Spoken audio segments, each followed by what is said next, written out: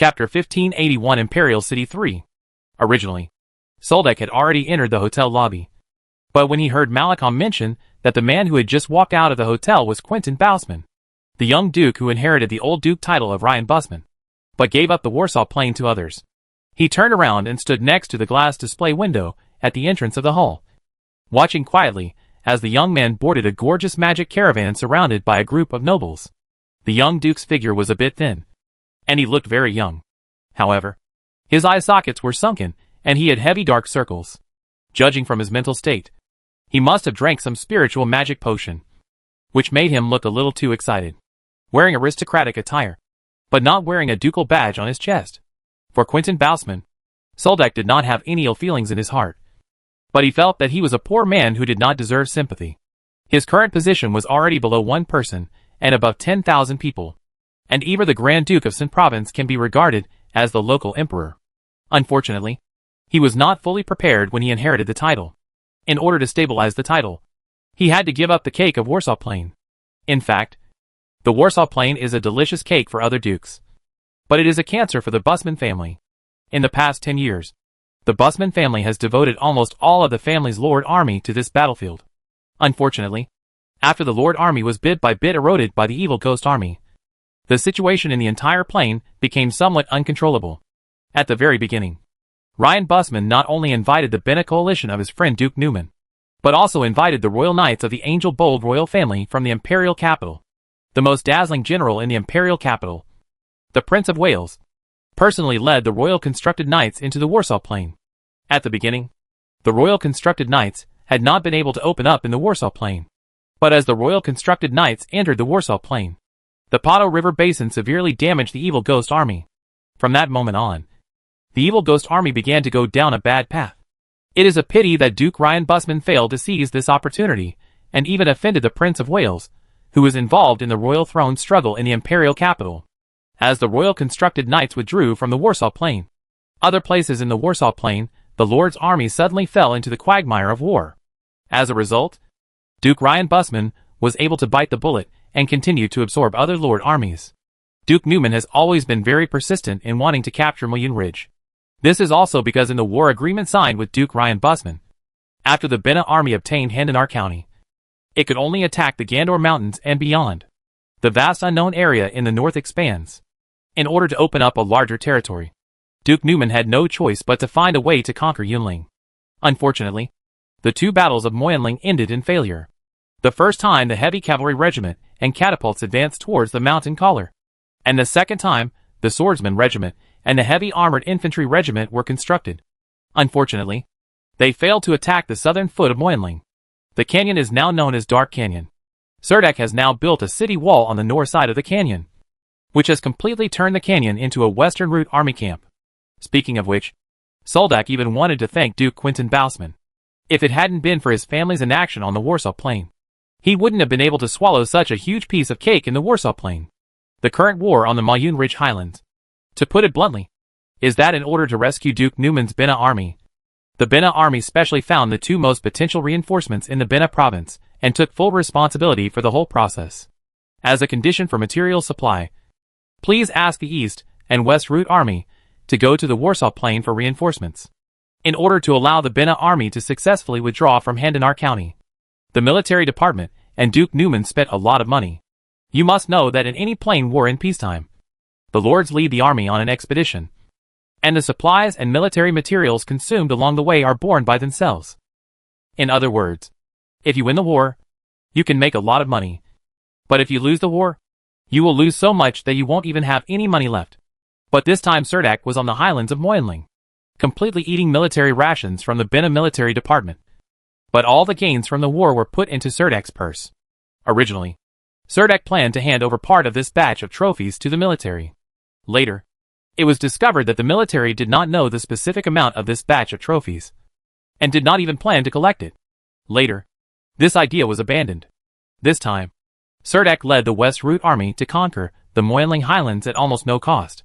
However, in the past 6 months, the number of evil ghost warriors killed one after another, including the evil ghosts killed by the Igrod tribe. There are also nearly 100,000. In addition, Serdak also made a lot of money from the magic herbs and warcraft materials obtained from the Agrod tribe. The merit exchange list has also been providing Soldak with a steady stream of black magic crystals, now that he is able to successfully form the 4th and 5th constructed knights. The Busman family and the noble lords of Handanar City have all helped him a lot. Soldak asked Malcolm to purchase 1,000 sets of magic pattern structures in the imperial capital.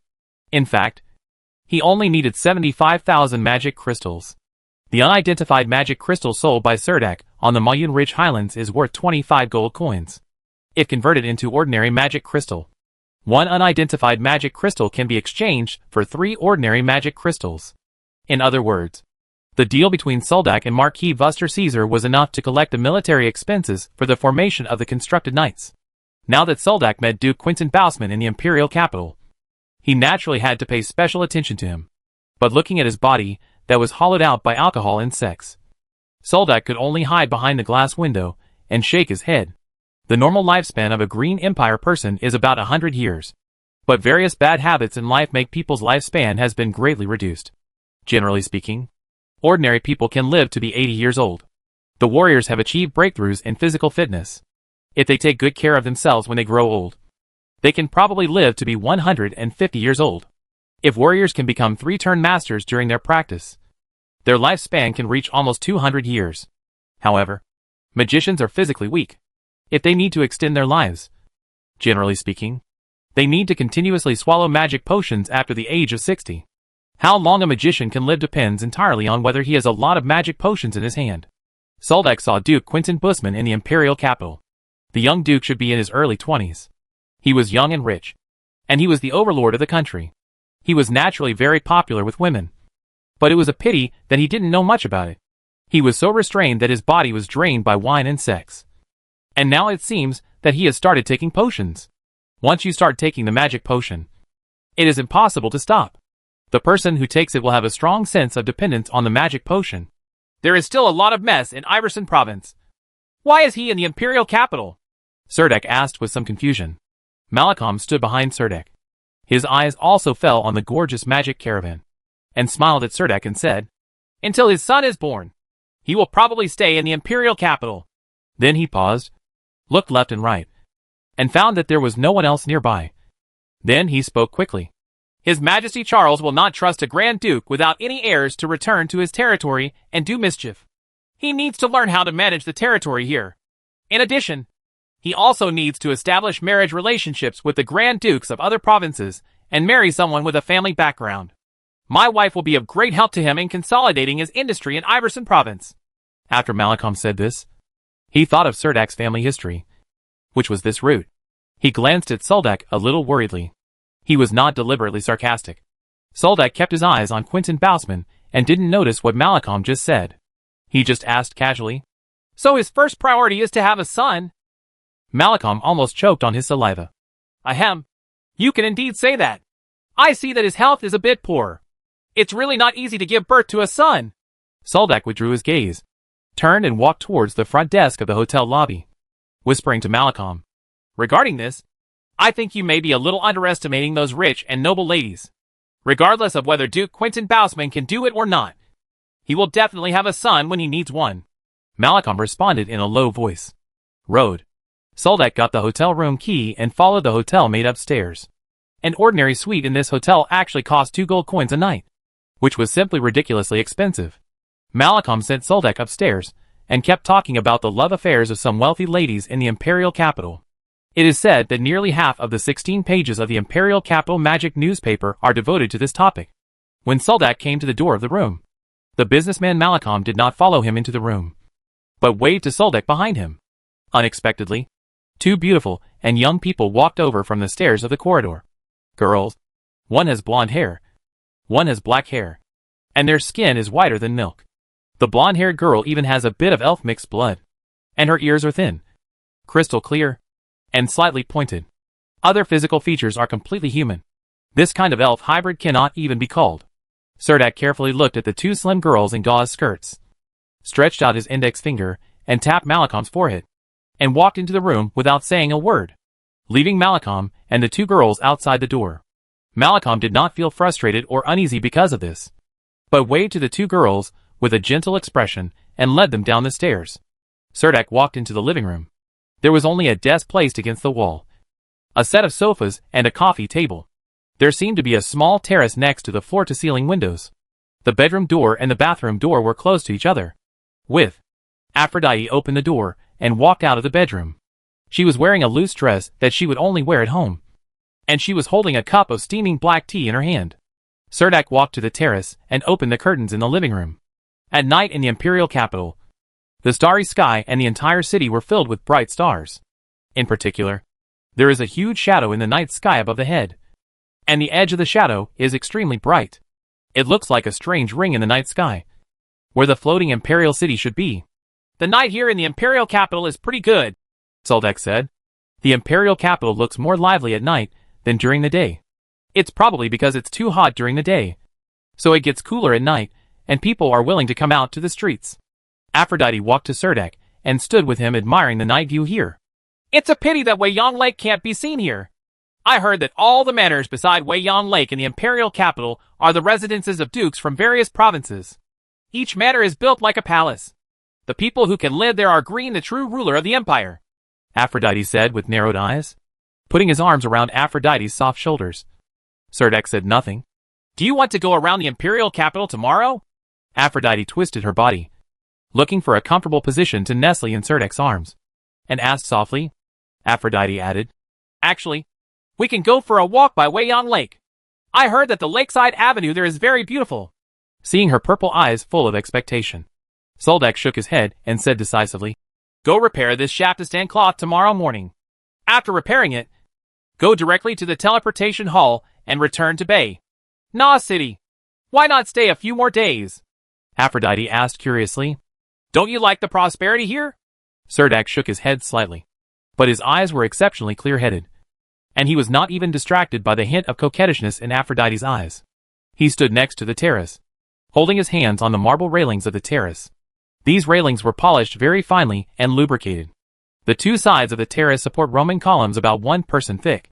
There are reliefs on these Roman columns with the background of the demon war.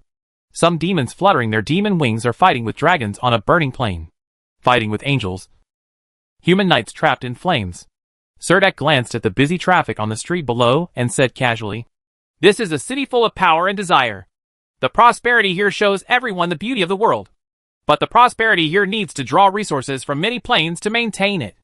I'm worried about staying here for too long. The whole person will be contaminated by those things, and it may not be easy to find yourself again." Aphrodite almost pressed her upper body against the railing and leaned out of the railing to look down. The night wind blew her long hair a little messy, almost covering her face. "Do you know how attractive this place is to a succubus? I think I must have dreamed about this place." Serdek couldn't see her expression. However, Serdek was not shaken by Aphrodite's words. There was a sharp cry in the night sky. It was the cry of the royal griffin.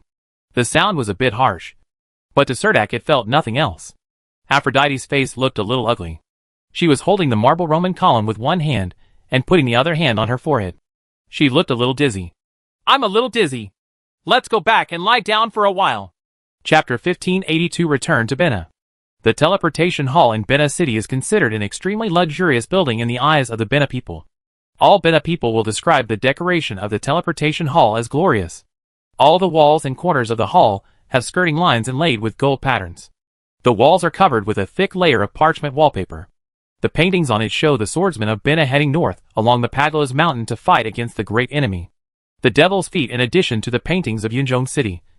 There is also a group of extremely large crystal chandeliers on the round arched dome in the hall. These chandeliers emit soft light and complement each other with dozens of magic wall lamps in the hall. The hall is so bright day and night. There is a screen at the entrance of the hall. On the front of the screen are reliefs of the previous monarchs of the Green Empire. On the north side are the two sword masters who came out of the Bena province in history. The Green Empire has a history of 800 years. In this long history, there have only been 2 sword masters in the Bena province.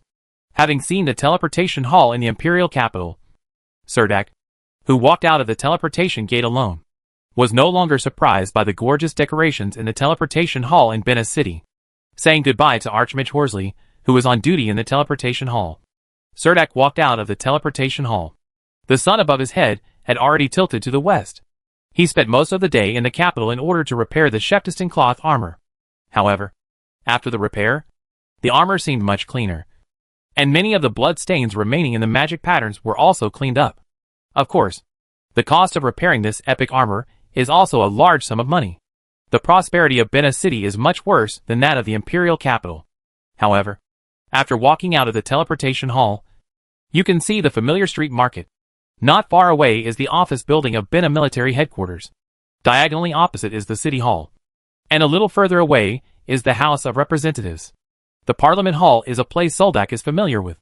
Cerdak stood at the intersection and boarded a magic caravan directly. Although it was only 2 streets away from the Bena military headquarters, it would take at least half an hour to walk there with his legs. He didn't want to rush to Bena military headquarters when he was about to get off work. Arriving at the gate of Bena military headquarters, Cerdak got out of the magic caravan and strode up the steps. The guard in front of the gate saluted Soldak. The main hall door opened from the inside. There was a large seating area in the lobby on the first floor. There were some ornamental plants and artistic sculptures between each group of sofas. Usually in this rest area it's very lively, and many officers like to take advantage of this afternoon to have a cup of afternoon tea here and sit down and chat for a while. There have been frequent wars on the military side recently, and many of them are wars that broke out in small planes. The plane lords usually handle them themselves and then report them to the military side. But once an uncontrollable situation occurs, the military department will dispatch some troops from other planes. Many times other lords will take this opportunity to enter these planes in large numbers. Of course, there are other ways. War is like a big gamble. Not every lord dares to play out the cards in his hand. Some lords are willing to lend out their own troops. If the war is won, he will take back the lord's army and pioneer lords. Part of them, if the war fails, can also receive a large territory as compensation. The military has always been responsible for solving this issue. In the rest area of the lobby on the first floor, noble lords often gather together to talk about plane wars. And there are also some second-level powerhouses who gather together to talk about the war situation in various planes. Once a certain plane has a great advantage, a large group of noble lords will immediately surround it. They are like sharks smelling the smell of blood, and they all want to tear off a bite of meat from this prey. Or I heard that a certain lord had lost another plane war and was preparing to sell off several manors to pay for military expenses, etc. Several second-level warriors from the Jones family were gathering in the lounge area on the first floor to chat. Almost all of these second-level warriors were the commanders of various regiments in the Lord's army of the Jones family, including the Constructed Swordsman Regiment, the Cavalry Regiment, and the Heavy Armor Regiment, Infantry Regiments and Archer Regiments, etc. They seem to have just finished fighting a war in a small plane, and this time they returned to the military headquarters for post-war rewards. Just as Soldak was about to go to the front desk, he heard a familiar voice pass by him. "Count Soldak, are you back from Warsaw?" The magnetic voice was a little hoarse. Cerdak turned his head and looked over, only to find that a female swordsman wearing a magic pattern structure was standing under a banana tree with her arms folded, staring at him with a smile on her face. Looking at him, Soldak stopped. This female swordsman was none other than Sabrina, the great swordsman who worked for the Jones family.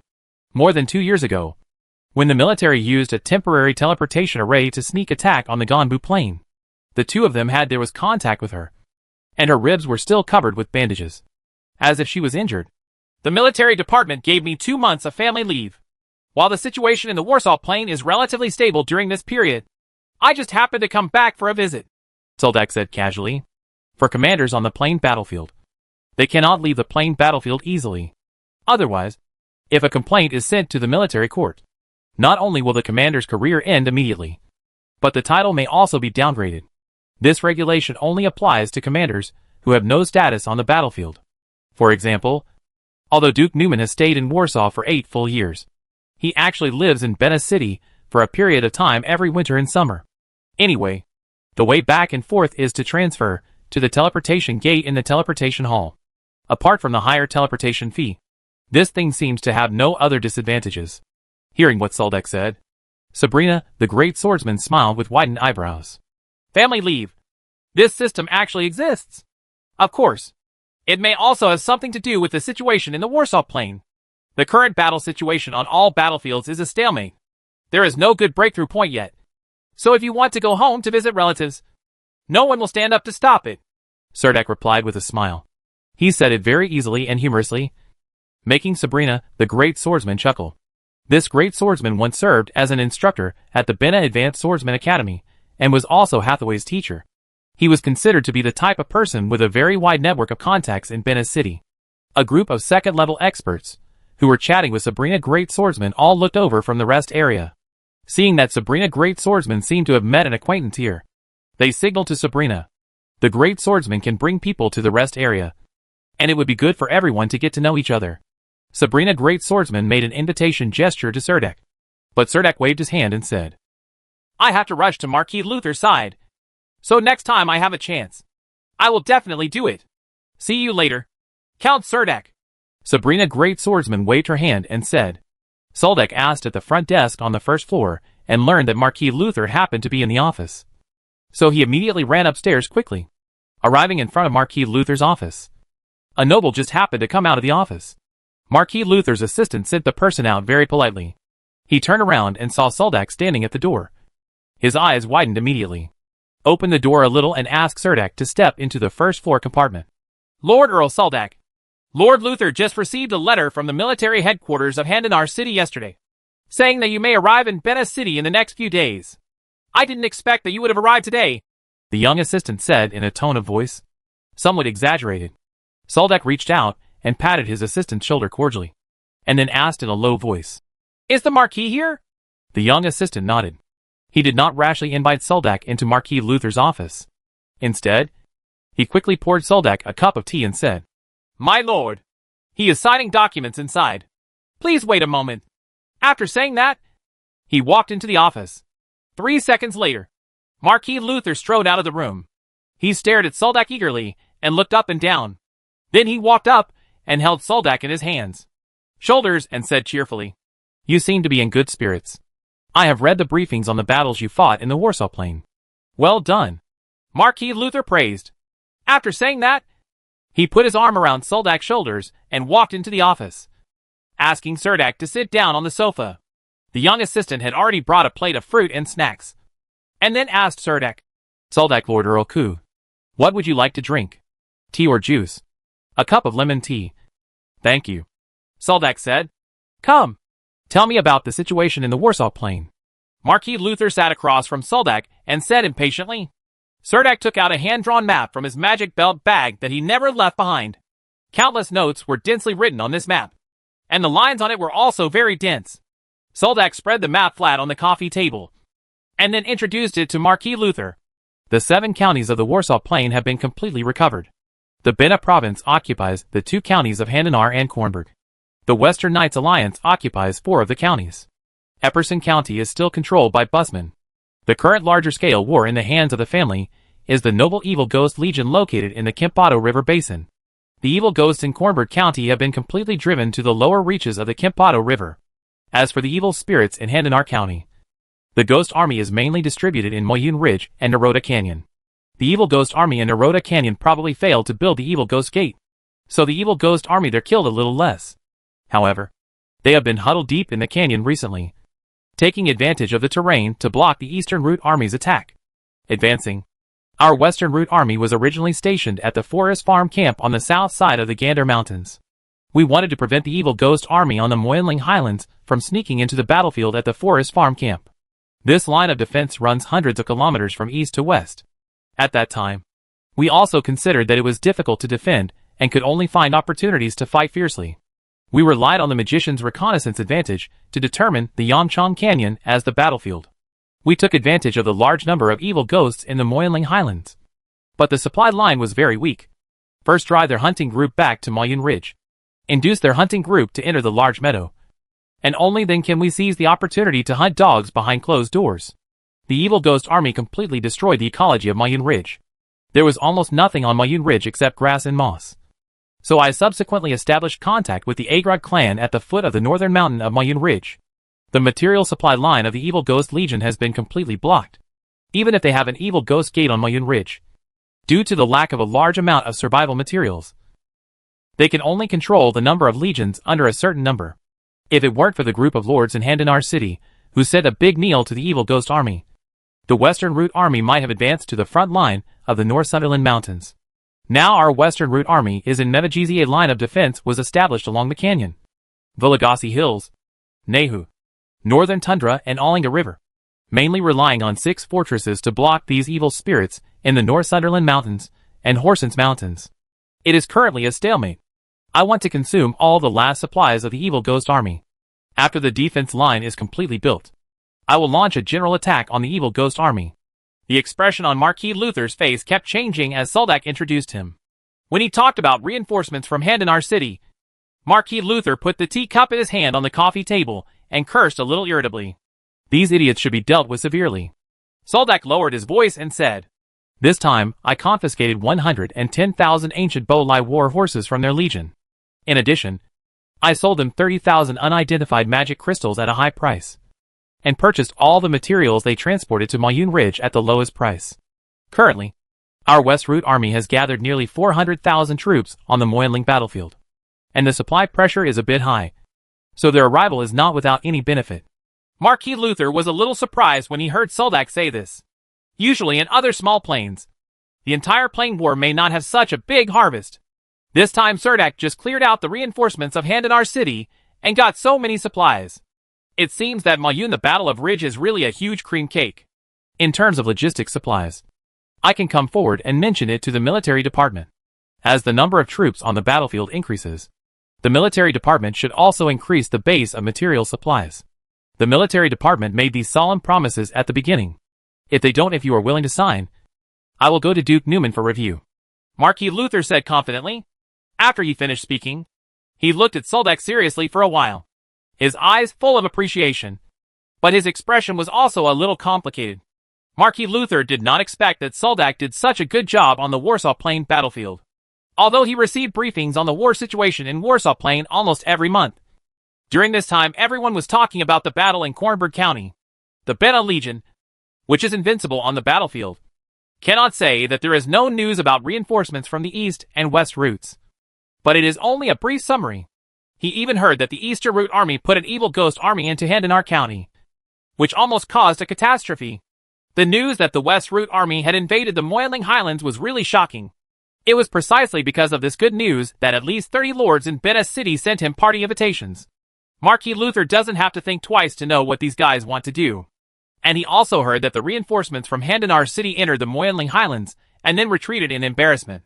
But he did not expect that it would have such a big impact on the battle situation in the Moyinling Highlands. If they hadn't acted indiscriminately, the West Route Army might have launched a general offensive by now. Chapter 1583 Return to Bena 2. Although Marquis Luther at the military headquarters in Bena City also knew the general situation of the war in the Warsaw Plain, many of the details did not have detailed intelligence.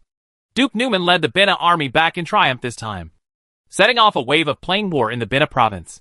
Many conservative noble lords saw that many noble lords around them had made fortunes. At this time, they all ran out, wanting to see if they could get on this chariot in the final stage of the battle. After hearing Soldak talk about the reinforcements from Handanar City, Marquis Luther realized how much these lords had gone too far. For a while, the noble lords in Bena City all have the same moral character.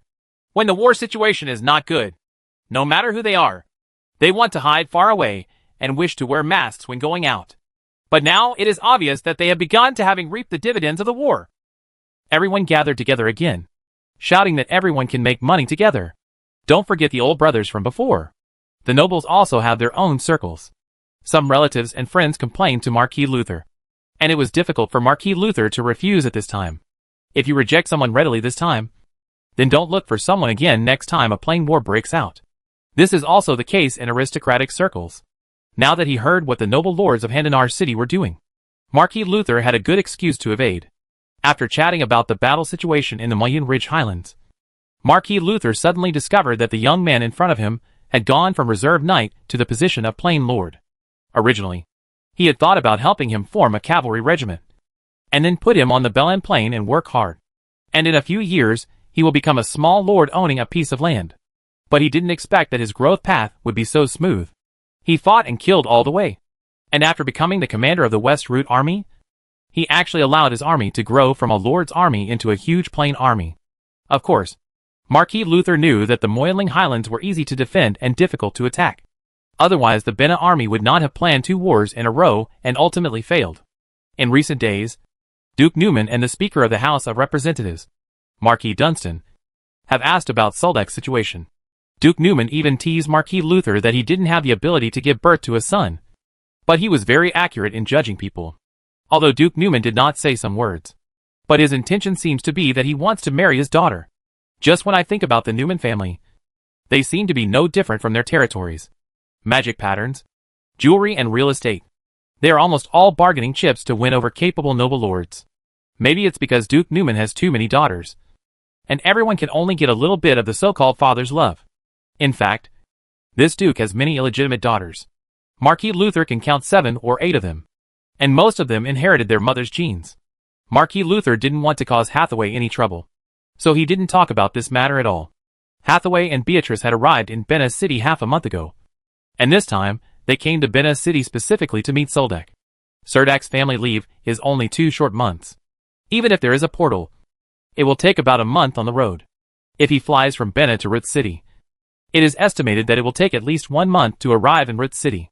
I will only stay here for a week before returning to the Warsaw Plain. Suldek discovered that the news of his assassination had only spread in Iverson City, and Bena City seemed to have not received the news. Do you know how many third-level masters there are in Bena province? Suldek put down the teacup in his hand and asked Marquis Luther. There are currently 3 powerful third-level masters in Bena province, Marquis Luther said without thinking. That's it. Suldek was a little confused and couldn't figure out where the third-turned swordsman jumped out from. What happened? On my way back to Bena City this time, I met an assassin on the magic airship. During the fight, he showed some field power. I suspected that he was a third-level swordsman. He was fine at the time. I was prepared, so he didn't succeed, Suldek said. Marquis Luther was slightly startled.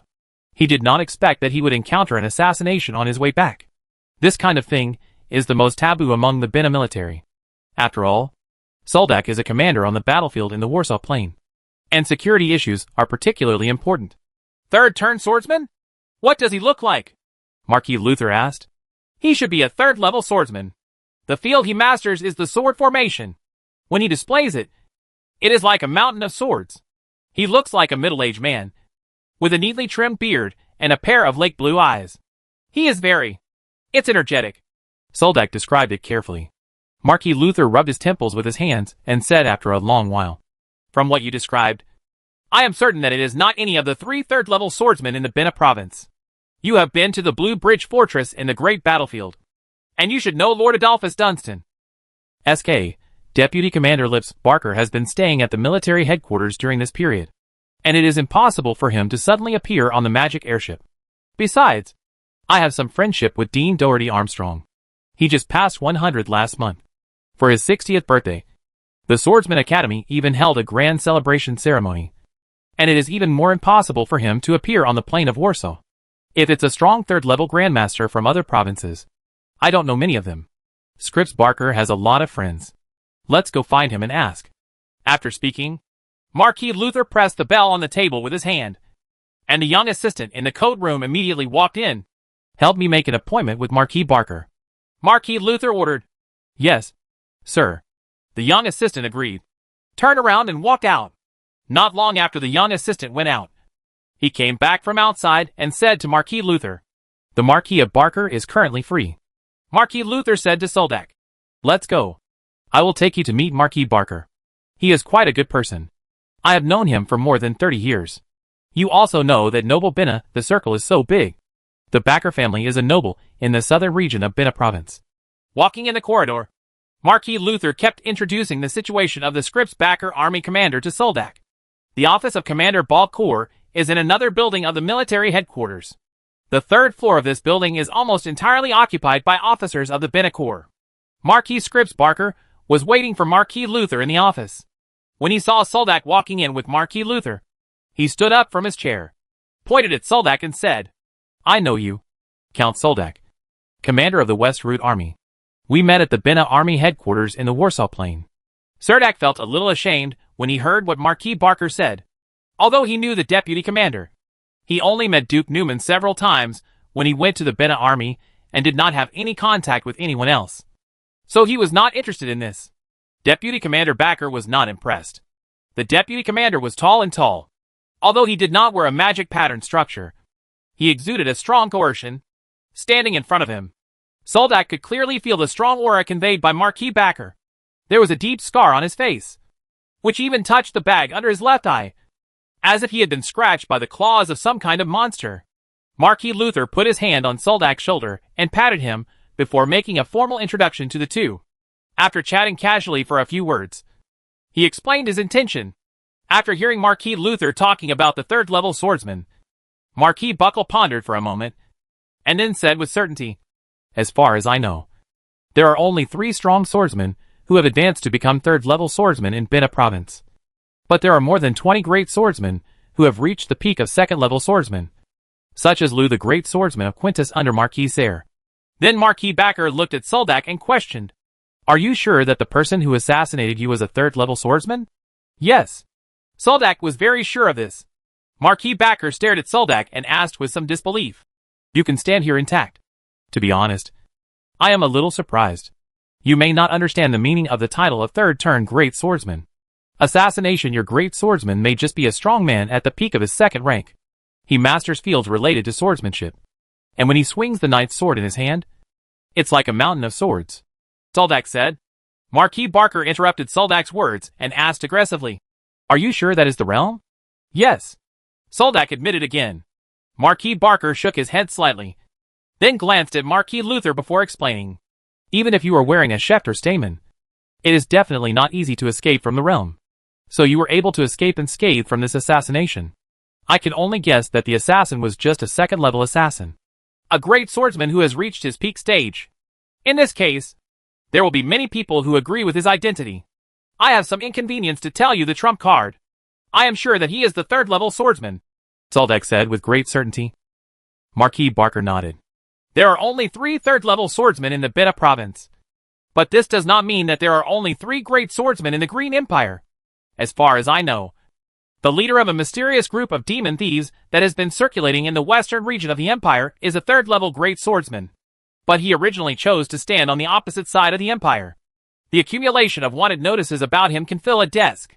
When you return to the Warsaw Plain, you can pay attention to it." Marquis Luther and Soldak walked out of Deputy Commander Backer's office. There were not many people left in the military building. Even the lobby seating area on the first floor has become deserted. Marquis Luther loosened his tie at the collar, stood in the hall, and said to Soldak, "Let's go home." Walking outside the gate of the military headquarters, the young assistant had already prepared the carriage. Marquis Luther and Soldak boarded the carriage with the emblem of the Luther family, and the magic caravan headed towards the Marquis Luther's mansion. Drive away. The streets of Bena City are busier in the evening than during the day, and obviously no one wants to go out and do activities under the scorching sun. On the main street of Bena City, a group of cavalry was walking in a long line out of the city. Looking at their dusty appearance, they looked like a lord army that had just finished a plain war and was preparing to go home, although they were exhausted. But each soldier had a hint of joy on his face. "They are cavalry returning from the Ohim Plain. The rebellion there was completely suppressed 2 weeks ago. The rebels surrendered unconditionally. However, the plain lords of the Ohim Plain have suffered a heavy loss this time. They want to take the Ohim Plain away. It is estimated that it will take at least 10 years for Heim's economy to recover." Marquis Luther looked out the window, and after seeing the flag of the knights, he explained to Soldak, "You have come back just in time. If you are delayed for a few more days on the road, I am afraid that I will have to follow the Legion to the Bahrain Plain. Now that Duke Newman has returned to Bena City, some small-scale wars that have not yet completely calmed down need to be let the Luther Legion deal with it." Marquis Luther said to Soldak with a relaxed expression, "The Plain of Bahrain?" Soldak has never heard of it. It is probably similar to the Plain of Ganbu, which are small plains with limited resources. Soldak also learned that the great swordsman Chester was still in the Belen Plain this time, and that the great swordsman Quintus and the constructed swordsman group had entered that plain through the portal. Marquis Luther had been in the plain in recent days. "We must lead the main force of the Luther Legion through the portal." It seems that Duke Newman really trusts Marquis Luther. This time when the Bena Legion returns, Marquis Luther can participate in the plain war. When Soldak went to the office of Marquis Luther at the military headquarters, his entourage hurriedly returned to Marquis Luther's mansion to report the news, so that Lady Marian could have plenty of time to prepare the dinner. The magic caravan drove straight in front of the gate of Marquis Luther's mansion, and soon stopped under the steps of the front garden. Serdek was the first to jump out of the carriage this time. And then, he saw a group of servants standing under the steps. And then he saw Hathaway and Beatrice standing behind Lady Marianne. Also following was a maid holding a child with one hand. Mrs. Mabel and her 3 daughters stood obediently behind Mrs. Marianne. And standing side by side with them was Mrs. Cece. A group of maids and attendants, led by butler Kenneth, stood in 2 rows under the steps. When they saw Serdek coming down from the magic caravan, they neatly saluted him. Serdek stood at the bottom of the steps, looking up at Hathaway and Beatrice. They were wearing cool summer dresses, and their eyes became bright when they looked at Serdek. Seeing Serdek stretching out his hands toward them, the 2 of them jumped down from the steps with their long skirts in hand. Serdek caught the 2 people flying over with his arms almost at the same time, hugged their soft waists with force, kissed each of their lightly fragrant faces, and then held their hands. Walking up the steps, he saluted Mrs. Marianne and said "Hello." Mrs. Marianne responded with a smile. Then his eyes fell on his son, who could already stand up and walk crookedly. Although he hadn't seen him for a year, Serdek could still recognize at a glance that this child with a confused face was his son. He walked over, stretched out his hands to hold his son's armpits, and lifted him up high. Chapter 1584 Hard Knot. It was a feeling that was hard to describe. It was like standing among thousands of people, but you could still find him among the crowd at a glance. Seeing that he was not crying, but instead laughing at himself, he stretched out a pair of immature hands and tried to wrap his arms around Serdek's neck. He has a pair of blue eyes, as clear as lake water. His mouth is very similar to Serdek's, and it makes people feel comfortable even if he doesn't smile. Serdek had not seen Wint for almost a year, but as soon as they met, Wint boldly walked towards Serdek with a staggering step, wanting him to give him a hug. It was so touching. It can make the strongest heart melt in an instant. Feeling his blood flowing through his body, Serdek couldn't help but close his eyes at this moment, put his ear against his young chest, and listen to the clear beating of that little heart. This is the continuation of his bloodline, which gives him a strong sense of belonging. This is his son. Neither Hathaway nor Beatrice around them had ever seen such an emotional side of Serdek. The love and tenderness in his eyes made the 2 women look at him. Can't move any further. Bidden nobles rarely show this kind of emotion. There are usually many women around them, wives, lovers, and even maids, and some unrelated women, who all say that a pair of pants is missing from the noble's clothing. Although they also have family values in their hearts. Their love for children only comes from blood and responsibility. Generally speaking, children with dominant bloodline inheritance in the family will receive focused training and receive special training and education from an early age. But that's about it. Hathaway knew that Serdek liked Wint very much, but she didn't expect that he looked at Wint as if he was seeing a treasure. "I haven't been able to stay with you and Winte for more than a year. I left you and Beatrice in Rith City. It must be very hard to take care of Winte." Serdek looked at Hathaway and Beatrice standing on his left and right sides. The feeling of happiness was so strong. It was like double happiness. Fortunately, Beatrice and Thea helped. Hathaway showed the sweetest smile to Serdek. She held her strong right arm and pressed half of her body tightly against it. He exuded a faint smell of sweat, which made her heart beat faster. She felt a little unable to suppress the excitement in her heart. She wanted to pounce on him like an octopus and suck him tightly with the suction cups on her tentacles. A blush appeared on her face, and her eyes seemed to turn into springs. "Okay, why are you standing at the door? Let Duck go in quickly and take a good bath. Take a rest, and then come to the restaurant for dinner," Mrs. Marianne ordered from the side.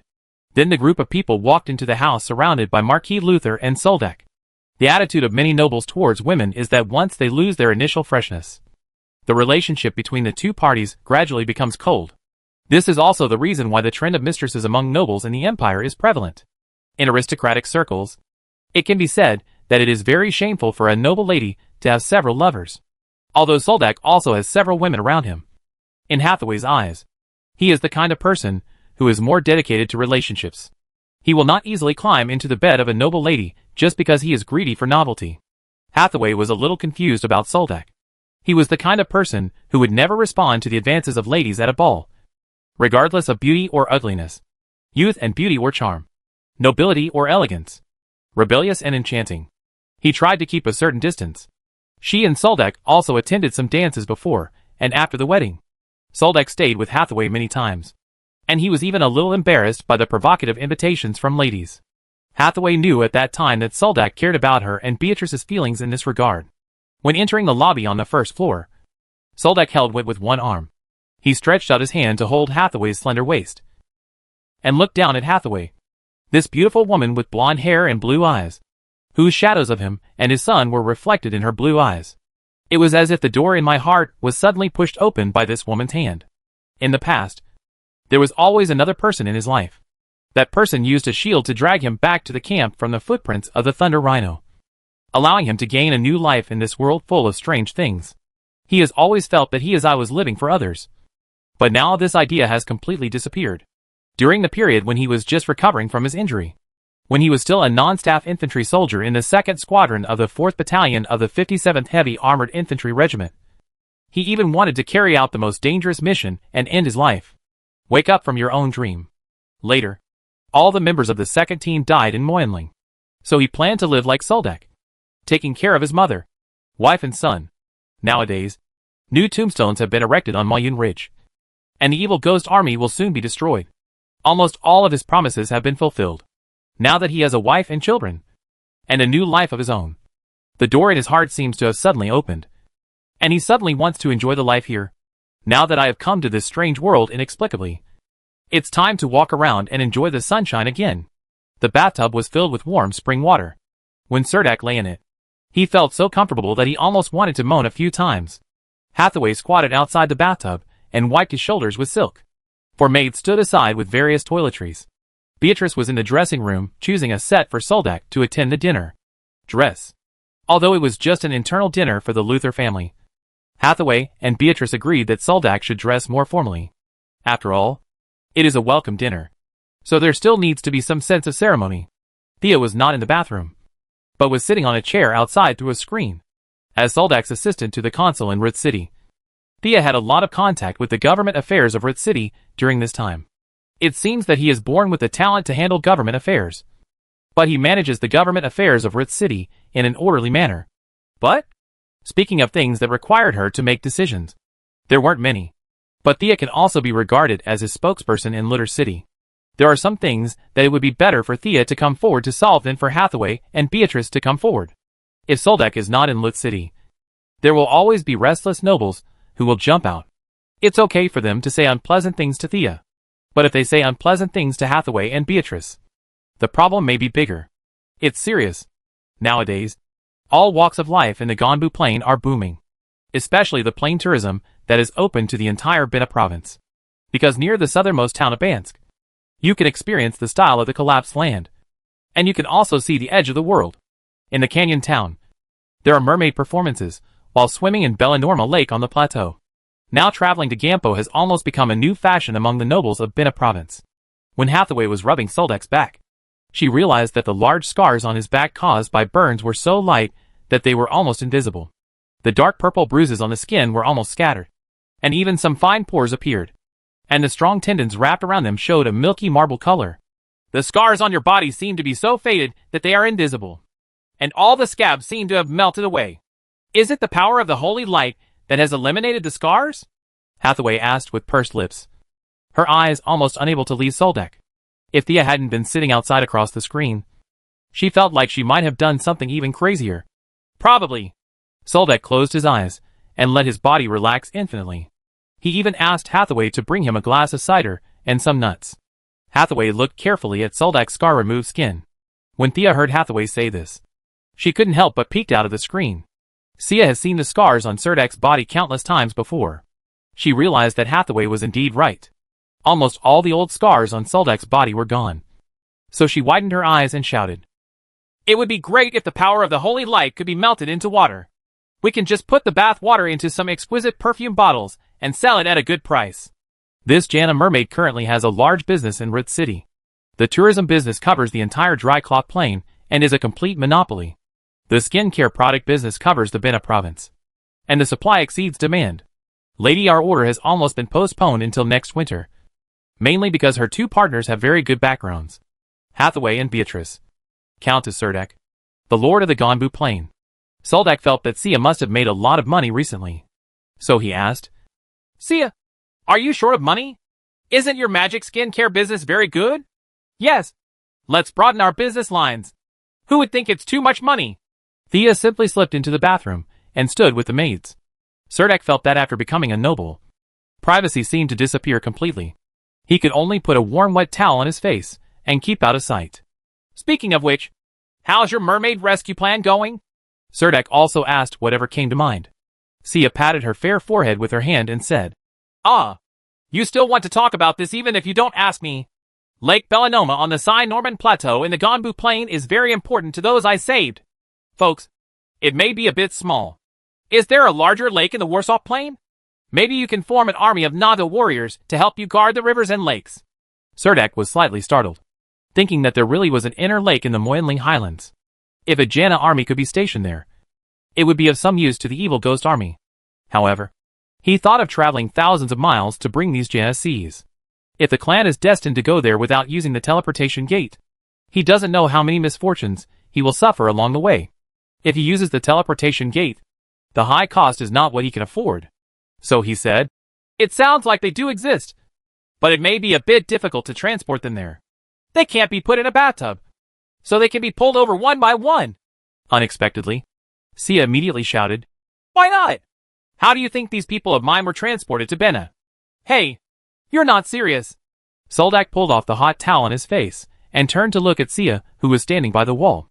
"Do you think I'm joking?" Sia smiled proudly. As a member of the Janissee clan, Sia is still growing up. I haven't seen her in more than a year. Sia has grown a lot taller, even half a head taller than Hathaway, and her face has become better than before. She is a bit more demonic, but the innocence belonging to a girl has not yet been shed. She has a little light makeup on her face, and her eyes are quite lively. Beatrice walked in from the outside with two maids. The maids held aristocratic dresses and shoes in their hands. After finishing the dinner carefully prepared by Lady Marian, Marquis Luther was about to chat with Soldak about things on the Warsaw Plain, but was stopped by Lady Marian's eyes. Although Marquis Luther was unwilling, he could only wave his hand and let Soldak and Hathaway leave. Mrs. Marian picked up went from the maid's arms, turned around, and left the restaurant through the arch on the other side. The news of Soldak's return from the Warsaw Plain spread almost throughout the aristocratic circles of Bena City overnight. Starting from the morning, more and more nobles came to the Marquis mansion to visit Serdek. The purpose of everyone visiting Serdek is simply to buy unidentified black magic crystals, and the noble lords want to participate in the Plain War. Everyone knows that Serdek made a fortune on the battlefield. At this time, everyone wanted to get to know this young commander of the West Route Army. Now Serdek has become the most popular legion commander in Bena City. Some nobles even wanted to join the Western Route Army with their lord's army. However, at this time, Serdek had no reason to let them come together to pick fruits. At first, he just hinted that the battle situation in Moyinling Highlands was more dangerous. But this kind of rhetoric obviously could not persuade these noble lords to retreat. Later, Serdek got tired of talking and simply told the miserable situation of the reinforcements in Handanar city. Only then did the noble lords realize that this cake was actually not easy to eat at all. Moreover, there was Marquis Luther behind Serdek. Thinking that this Marquis was not easy to mess with, the nobles who wanted to go to the Moyinling Highlands to do some meritorious deeds gave up the idea. Of course, in addition to these noble lords who came to pick fruits, there were also some nobles who simply wanted to buy some unidentified black magic crystals. For these nobles who wanted to buy black magic crystals, Soldak didn't have a problem. This time when he came back from the Warsaw Plain, he brought back a batch of black magic crystals. Of course, he took them out very readily at this time, and followed the instructions sold at market price to these visiting nobles. Chapter 1585 Relatives. Now that Soldak has come to Bena City, it is logical to visit Beatrice's father, Count Gaufiel. Beatrice was naturally very happy when she heard about this. The two left the Marquis Luther's mansion in a magic caravan at noon and walked westward along the aristocratic neighborhood. Although the Gopher family's manor was also relatively luxurious, it's a noble manor, but it's still some distance away from the Marquis Luther's mansion. In the carriage of the magic caravan, Beatrice leaned in Soldak's arms, smiling and talking to Serdek about the changes in her brother Harvey in the past 2 years. The leather-making workshop opened by Harvey Gaufiel in Bena City is currently mainly processing the hard skin of red ants with ghost stripes. And the business is very good. The Gopher family has come out of the trough, and can at least maintain the dignity of an established noble. It is said that Harvey is also planning to buy back the family's land recently. Unfortunately, those lands have been resold for decades, and there is no shortage of other parties. Money. No idea of selling at all. The magic caravan drove into the old tree-lined manor. Serdek discovered that not only the gate of the manor had been repainted, but also the main road from the gate to the mansion had been repaved with stone slabs. The vestibules on both sides of the road, the garden has been carefully manicured, giving Serdek a sense of garden art with a sense of the times. The manor house has also been renovated, although it is not a major repair. At least some of the broken bricks have been repaired. The brick joints have been evenly outlined with cement, and the red tiles on the roof have been replaced with new ones. The magic caravan stopped at the entrance of the mansion, and the butler opened the car door from the outside. A group of young nobles and servants were waiting at the bottom of the steps. Harvey happened to be standing in front of the crowd. Serdek and Beatrice walked out of the carriage and hugged Harvey respectively. Then Harvey introduced to Serdek the young nobles around him, almost all of whom were from the Gopher family. Some of the members are Harvey's cousins and minor nobles, while others are just knights. When they saw Serdek, they all showed curious eyes. Serdek remembered that when he married Beatrice, he didn't know that the Gopher family had so many relatives. Harvey had obviously gained weight, his belly bulging out of his dress. "Welcome back," Harvey said with a smile to Serdek, and then began to introduce the relatives behind him to Serdek. Serdek felt dizzy, but no one cared. After walking up the steps, he saw Count Goffiel standing in front of the door of the house. Serdek quickly took 2 steps, pulled Beatrice to the front of Count Goffiel, and said to him, "Okay." A military salute. Behind him, a group of young nobles were chatting in low voices, but everyone's eyes fell on Serdek. "Come in and sit down." Although there was no smile on Count Goffiel's face, his voice was very gentle. Beatrice was not favored by Count Gopher. Count Gopher once wanted to marry Beatrice to a wealthy businessman or a noble family with better economic conditions in order to solve the debt crisis of the Gopher family. It is a pity that Beatrice cared about Serdek at that time and was not willing to sacrifice herself for the family. In fact, this kind of thing is very common among nobles. Beatrice's rebellion once made Count Gopher very angry. Even now, the relationship between father and daughter is still tense. This time when Beatrice came home, Count Goffiel still did not give Beatrice a good look. Beatrice just pretended not to see him, and walked into the hall on the first floor of the house holding Serdek's arm. Serdek was by her side, which made Beatrice feel much more at ease. The furniture in the living room was still the same as before. Count Goffiel asked Serdek to sit next to him. Immediately, a row of maids came up carrying various fruit juice snacks.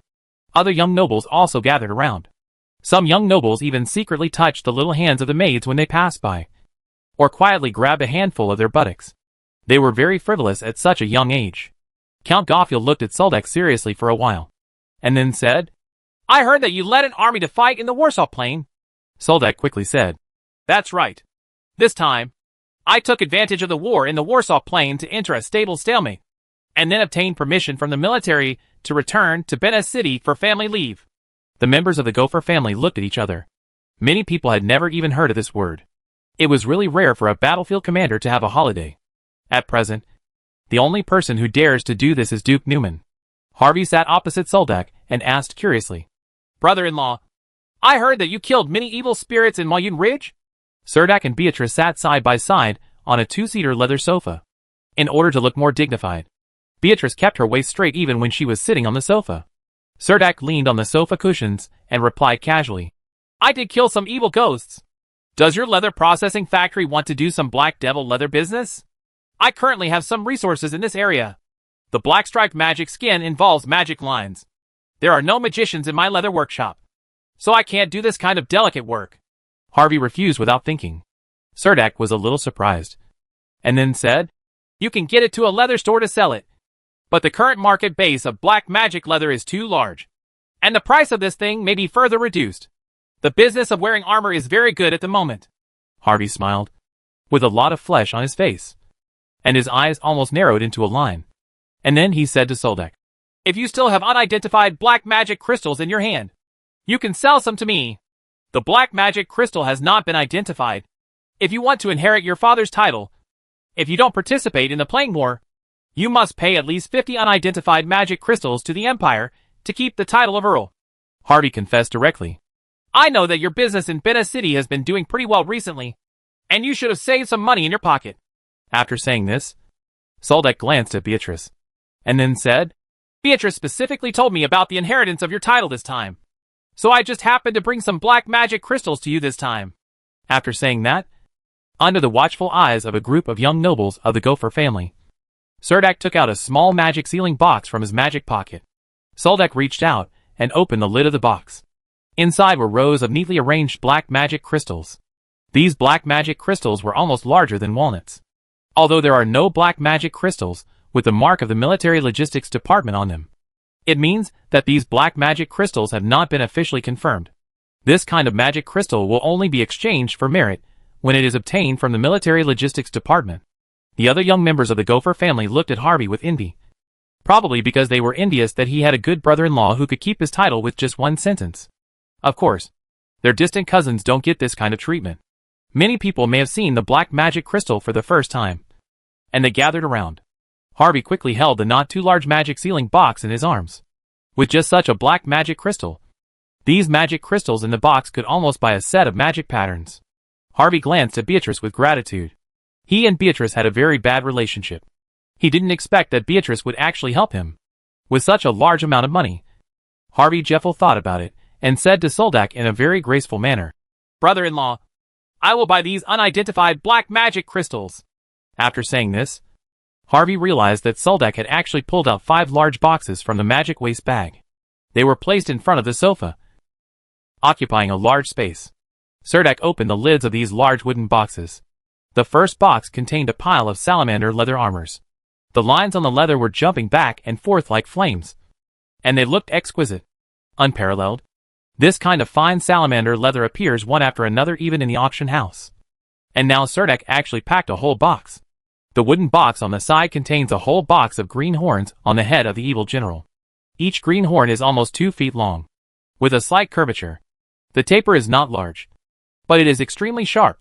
This kind of green horn is an excellent material for making curved swords.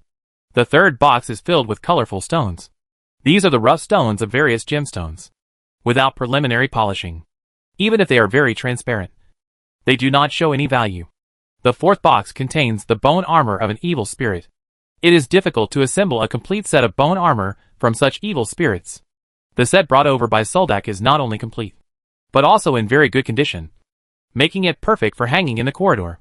There was actually a lot of hay stuffed into the 5th box.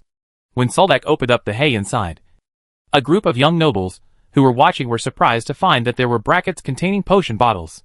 There were only 3 rows of these brackets. It was precisely these 3 rows of shelves that were almost filled with magic potion bottles as thick as a finger. On the top row is a whole row of secondary healing potions. Although this thing cannot heal injuries quickly, it can save lives. There are a total of 20 in the whole row. However, the potion bottles in the 2nd row are not filled with healing potions, but secondary mental power potions. There are also 20 bottles. As for the magic potion on the 3rd row of shelves, it is the light yellow power of the lion magic potion. It is rare to hear in aristocratic circles these days that someone would give a secondary healing potion as a gift. No one present knew how much these gifts were worth, but everyone knew that the 5th box contained magic potions that even money could not buy. Even Count Goffiel, who was sitting on the main seat, was a little surprised.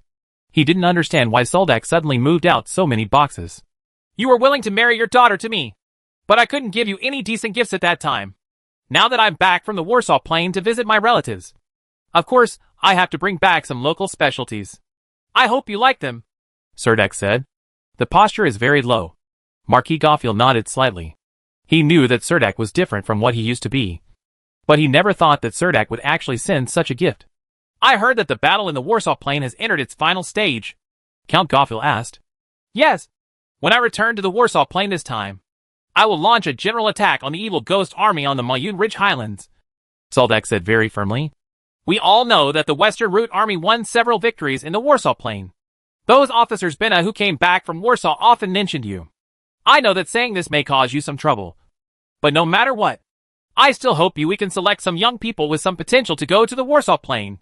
After Count Goffiel finished speaking, he looked around appropriately.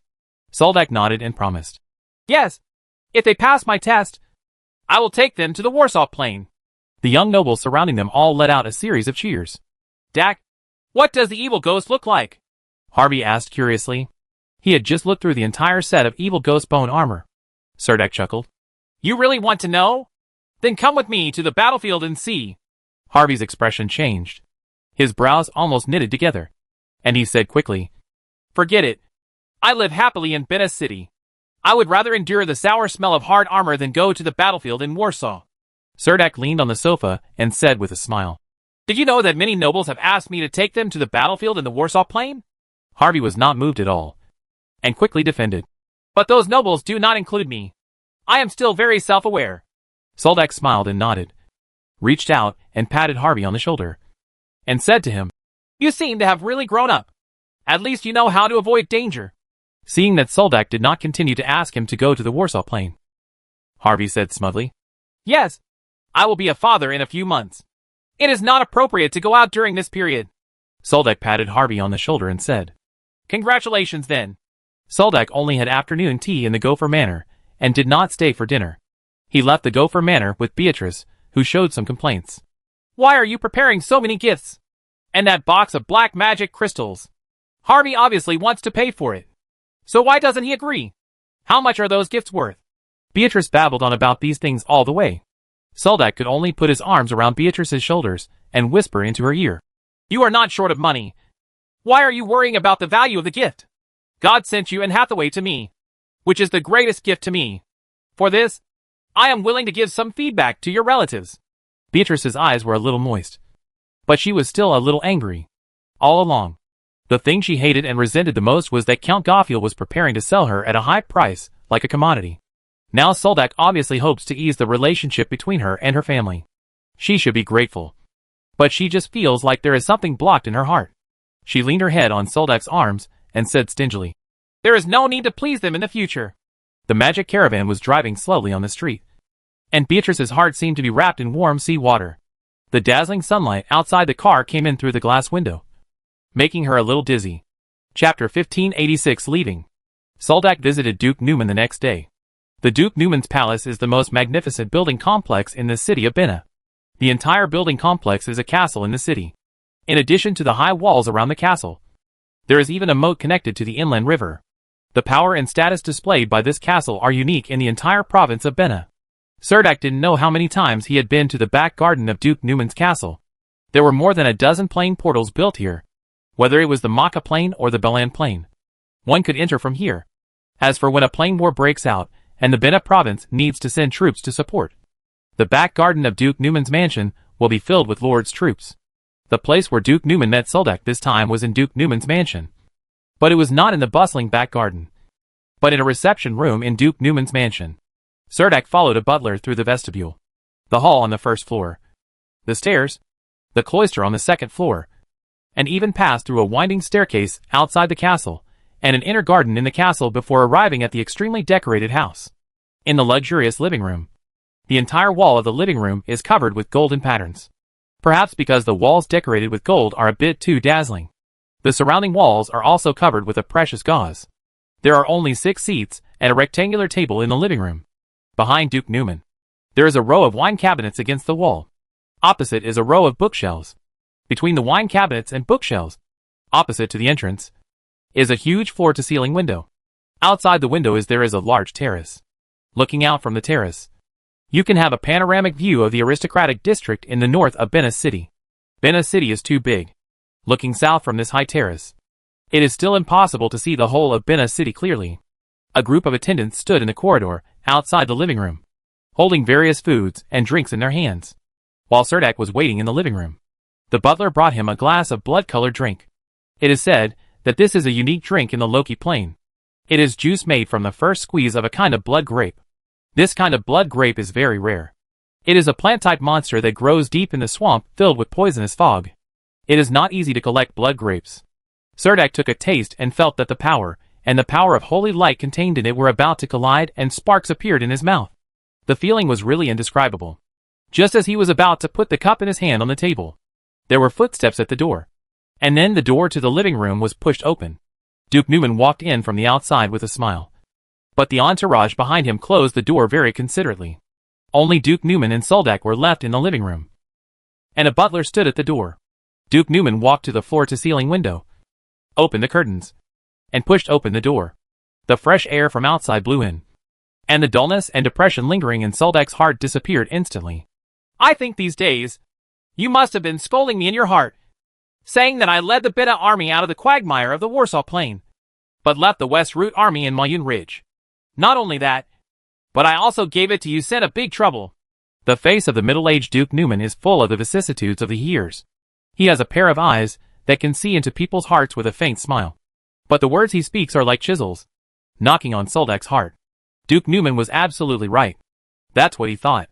It's just that he can't admit it no matter what. When Soldak looked at Duke Newman, his eyes were full of denial. No, actually I'm very grateful to you. This time the Handanar city reinforcements entered the Moyun Ridge Highlands and sent me at least 700,000 magic crystals. To be honest, I was preparing for the battle in Moyun Ridge.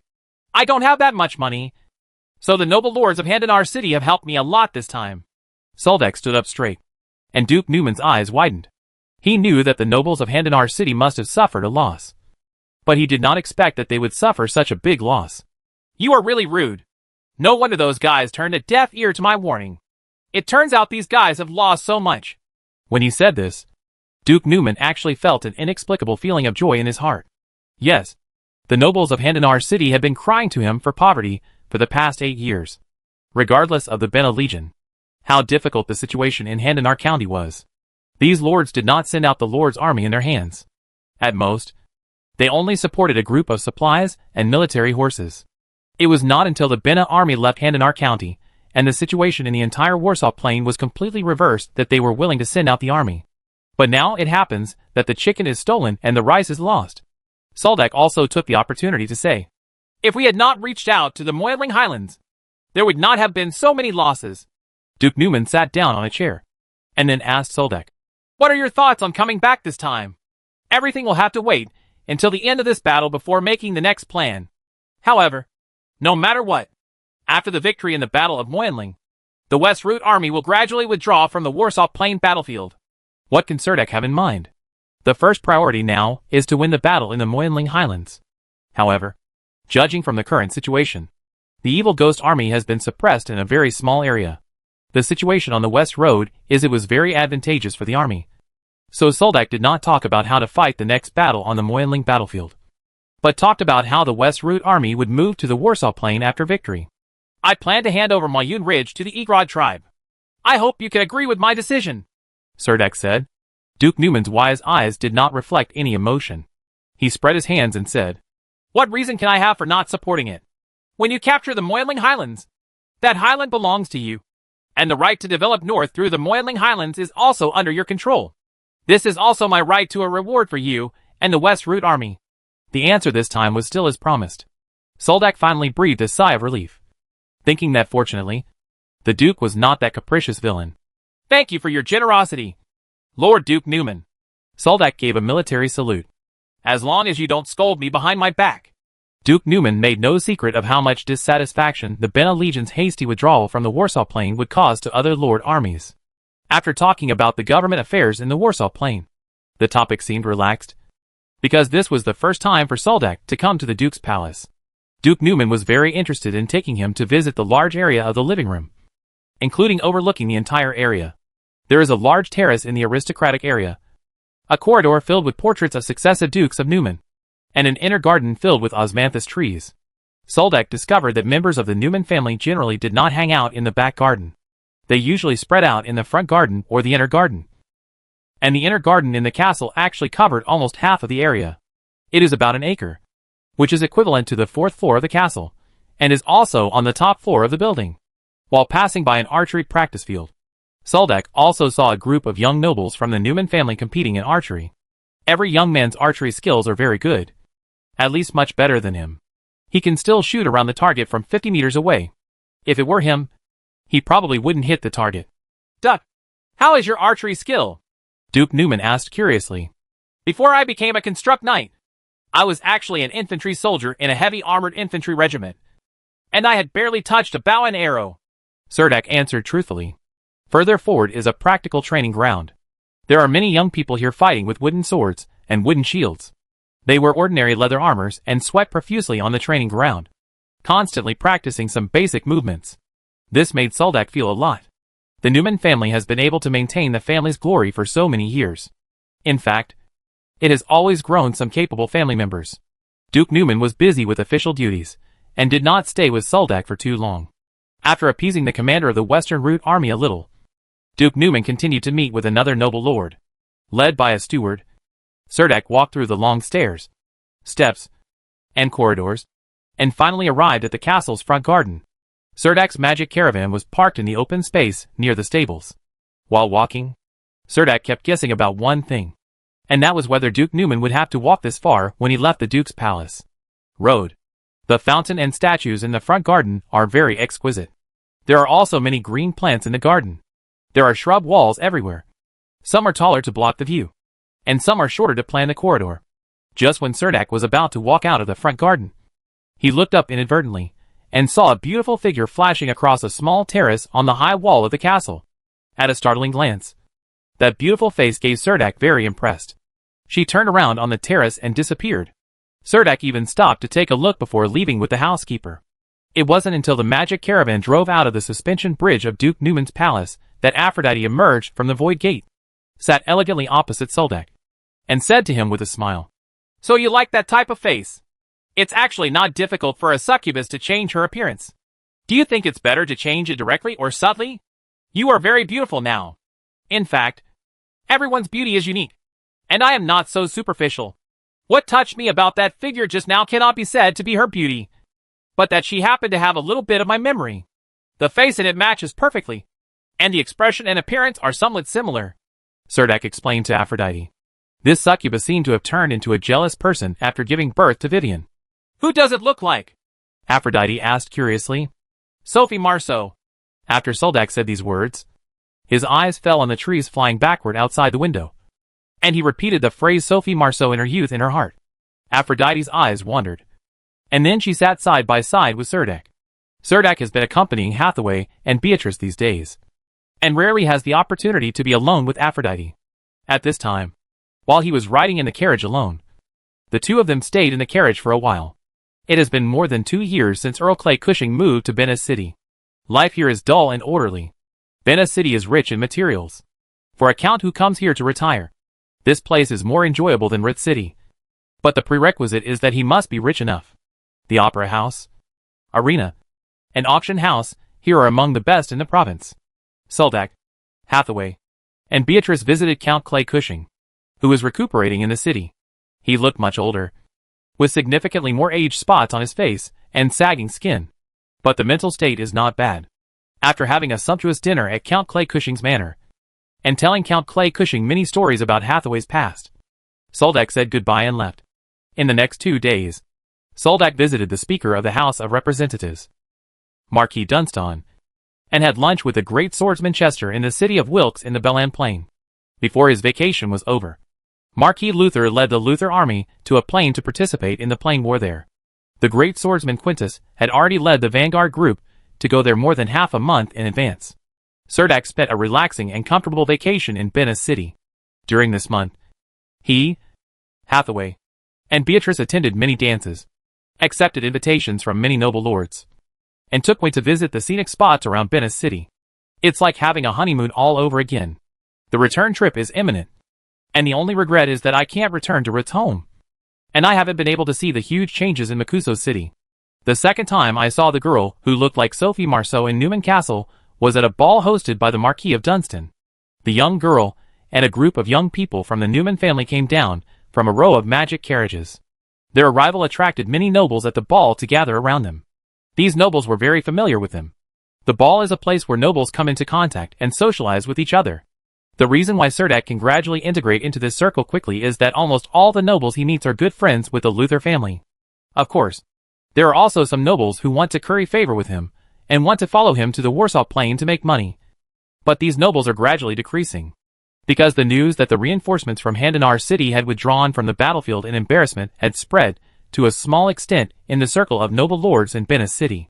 This not only lets everyone know the cruelty of the battlefield, but also lets everyone know Cerdak's methods.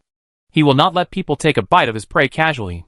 Anyone who wants to eat the meat can do it, but must show strength and roll. For a time, The lords who were clamoring to follow Soldak to Moyun Ridge on the Warsaw Plain suddenly disappeared. No one mentioned this matter anymore. They praised Soldak, the commander of the Western Route Army. It was also cleared instantly. Some people even say that the Western Route Army was able to gain an advantage on the Moyunling Highlands entirely because it sucked the blood of the reinforcements from Handanar City. Of course, the news that the Western Route Army massacred all parties in the Moyunling Highlands of the Warsaw Plain also spread a lot in the noble circles. At the dance, the nobles were all smiling when they met Serdek. But no one mentioned the reinforcement of Moyunling Highlands. However, those ladies all wanted to dance with Soldak or take a walk in the garden together. It would be even better if they could also make an appointment for afternoon tea. In this regard, Soldak has always declined. During this month of vacation, Soldak finally understood the troubles of having too many women around him. Mainly because they cost more money. Even with the power of the holy light, I couldn't quickly recover my physical strength. Beatrice also wanted a child. And the night before leaving Benes City, Soldak was still working on it. The next morning, Hathaway and Beatrice took a magic caravan and sent Serdek to the teleportation hall in Benes City. With tears in their eyes, they watched Serdek walk into the teleportation door in the teleportation hall. Chapter 1587 The Horn of the General Attack. After walking out of the teleportation hall of Iverson City, Soldak almost didn't delay in the city. He rushed directly to the huge teleportation gate in the square and entered the Warsaw Plain with the material convoy. This time he did not wait. Several caravans were lining up to enter Warsaw. The portal guard saw that his pass had the seal of the Bena military department and immediately let him jump in and enter the portal. Serdek only wandered around Epsom City for less than an hour before entering Epsom City. Thinking that the Grand Duke Quintin of Iverson Province is still under house arrest in the imperial capital, it is obvious that it will not be easy for the young duke to return to Iverson City. All forces are still carving up the plain of Warsaw. At this stage, the Grand Duke of Iverson Province naturally wants to stay as far away as possible. The city of Epsom has now become a huge material rush center. All kinds of materials are piled up everywhere in the city, and many large caravans are crowded in the city. When Serdek came to Epsom City, he planned to go to the airport terminal first to buy a ticket to Handanar City. Along the way, he saw many thunder rhinoceros carrying heavy cargo and lining up in a long line on the roadside. The procession moved slowly. This kind of large transportation vehicle has almost disappeared in Handanar County. The most common ones here in Handanar County are some four-wheeled trucks. It seems that these thunder rhino caravans are heading to other counties. Many thunder rhinoceros shelves are filled with sacks containing grains and beans. When these 7 to 8 meter tall behemoths walk, they often emit a low hum. If you get too close, it will make people feel that their whole skin is following them. That low voice kept trembling, which was not pleasant. Moreover, when the thunder rhino walks, the tail behind it is like a handle and swings from side to side. If it is accidentally swept by the big tail, it will be swept away several meters away by force. Serdek bought a ticket at the airport terminal to leave for Handanar City the next afternoon. This time he bought it by himself in a low-key manner. He was also worried that the clerk who entrusted the military department to come to buy the ticket would be in trouble. Leak out your itinerary again. This time, Serdek just bought a ticket for an ordinary cabin as an ordinary noble. He didn't think that the third-level swordsman was still waiting in Epsom City for so long. In fact, after Serdek entered the Warsaw Plain, he no longer worried about the assassin ambushing him, because he once again felt the power of the laws of the Warsaw Plain, which meant that he could be as powerful as the third-turn Grandmaster at any time. The person uses the field like that. In addition to the domain, Serdek also has Aphrodite, who can pull him to the city of Helensa at any time. This is the greatest guarantee of his personal safety. Even if he can't escape immediately, Serdek can still activate the Call of War, and the Red Dragon Iser can give him the most direct help at any time. You must know that Yssel is a peak level 6th level monster, and it is also a red dragon. Even a strong 3rd level master may not be able to deal with its dragon breath. After more than 3 months of convalescence, the injury on Israel's wing has completely healed. It has been wanting to try the set of Golden Dragon Knight armor in the treasure chamber recently. The dragon armor made of gold is a bit bulky, and it is covered with magic patterns. After wearing it on Israel will obviously feel uncomfortable, and this armor is not suitable for a large body. For a female red dragon, she can only protect a few vital points. This is a set of magic pattern structure that can be worn on the red dragon. Its biggest function is actually to become a bridge, allowing Israel to borrow the power of the Dragon Knight on its back. Serdek, who is currently the most likely to become a Dragon Knight, is actually not able to provide much power to Yisel. After all, he is only a second-level powerhouse. Obviously, he is not enough in front of the Red Dragon Yisel.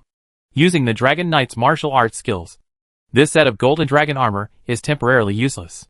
With so many means of self-protection, Serdek is not only not afraid of being assassinated again, but is even vaguely looking forward to it. If the great swordsman dares to assassinate him again, Serdek plans to keep him even if he is injured. After purchasing a ferry ticket from the airport terminal, Soldek returned to Epsom City and stayed at the Maple Leaf Hotel for one night. The next day, he took a magic caravan to the Western Knights Alliance's office at number 5 Swarovski Street in Epsom City, and was greeted by Marquis Eve Kim from the mansion. The two walked into the mansion, and Marquis Eve Kim couldn't wait to ask, "Commander Soldek, have all the healing medicine been shipped?" "That's natural. I can send this batch of supplies directly to the warehouse you designated," Serdek whispered. Marquis Eve Kim's eyes lit up. And then he said, "Can I inspect the goods first?" "Okay," Soldek agreed readily. "Then let's go to the temporary horse farm outside the city. The 1,000 black-scale horses prepared for you are temporarily stored in the horse farm outside the city. You can check some of those black-scale horses, and we can also try the power of the black powder barrel. This we specially invited a few magicians this time." Marquis Eve Kim was obviously impatient. After standing in the hall of the mansion, he ordered people to prepare a magic caravan to leave the city, and also sent people to the Magic Guild to move the temporary residents there. Several magicians over there were also invited. In addition to healing plasters, Marquis Eve Kim also ordered 30,000 powder barrels from Soldek. Soon a group of magic caravans parked on the street of Mansion Number 5. Soldek and Marquis Eve Kim walked out and took the magic caravan at the front, heading out of the city along slower street. Several other cars the magic caravan went to pick up the magicians. The Western Knights League has enclosed a horse farm by a river outside Epsom City. It is next to the slums outside the city, and is only separated from the slums by a small river. When Soldek came here, he could still see a large number of abandoned simple shacks by the river. Many of the shacks had no doors and windows, and no one lived here. A year ago, this slum area was still very lively. In the blink of an eye, a large number of refugees stranded in Epsom City returned to the Green Empire, and the temporary residences they built were abandoned. Although Epsom City is now filled with a large amount of supplies, the residential area is not very crowded. Most of the refugees waiting in line to return to Iverson City now live in the city. This horse farm is located on a grassy slope on the south bank of the creek. The biggest convenience here is that you can get water from the river to drink for the horses. The grass on the grassy slope is not enough for these war horses to chew on, and these black-scaled horses usually eat more than just grass. In order to ensure that the black-scaled horses have sufficient physical strength, these black-scaled horses are fed bean feed twice a day. Marquis Eve Kim introduced Soldek to how to raise black-scaled horses along the way, and also promised to send 10 herdsmen to follow these black-scaled horses to Mayun Ridge until the Construct Knights mastered the trick of feeding the horses, and then asked Serdek to arrange for these herdsmen to return to Epsom City. The magic caravan drove into the racecourse along the riverside path. Soldek was sitting in the carriage, and saw the black-scale horses in the racecourse. These black-scale horses were much stronger than the ancient Bolai horses, and they did not have thick skin on their bodies. Instead of a mane, it has black scales all over its body like a dragon. These scales are so tough that ordinary arrows cannot penetrate them. Seeing thousands of black-scaled horses grazing leisurely in the horse farm, Soldek couldn't help but sigh in his heart that these ranchers in the West are really rich. The 1,000 black-scaled horses purchased by Serdek were among this group of scaled horses.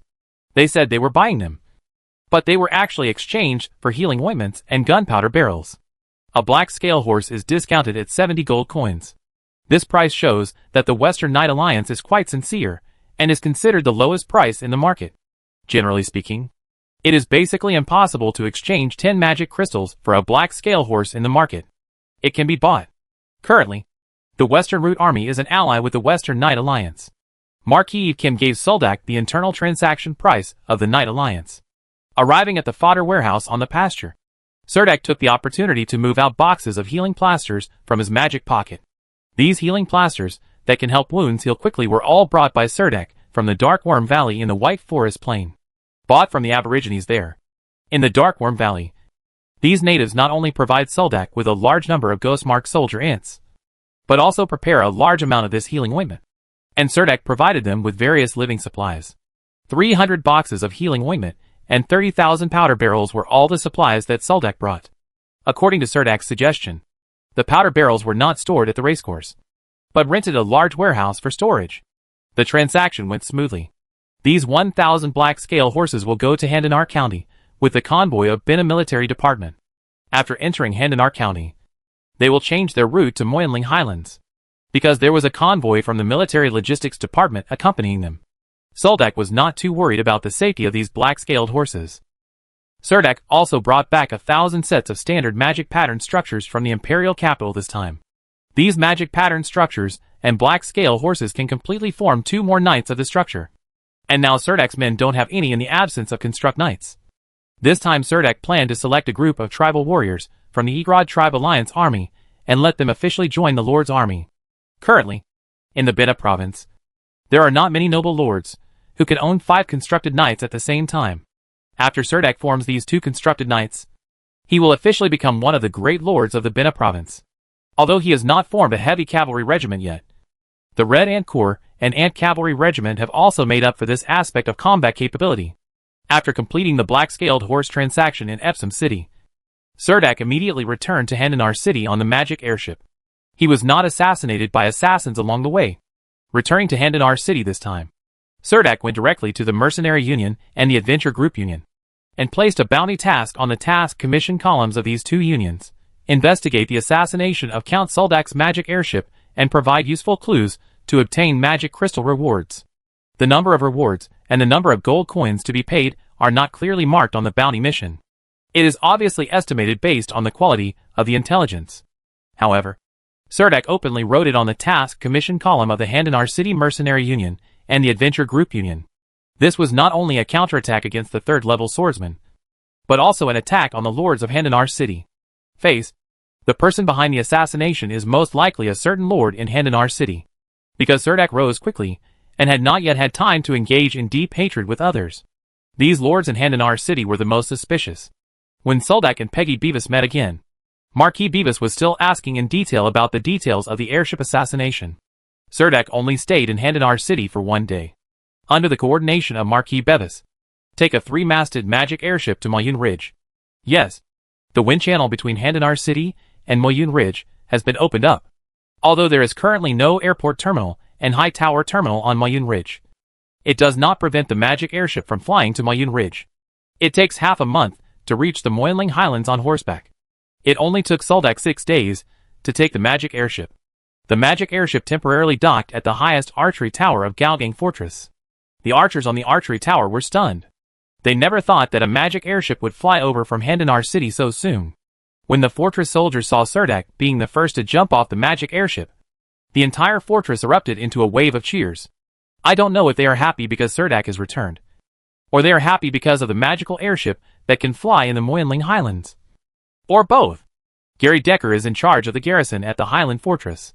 As the Evil Ghost Legion retreats to the Northumberland Mountains, the evil ghosts can no longer be found in the Villigasi Hills.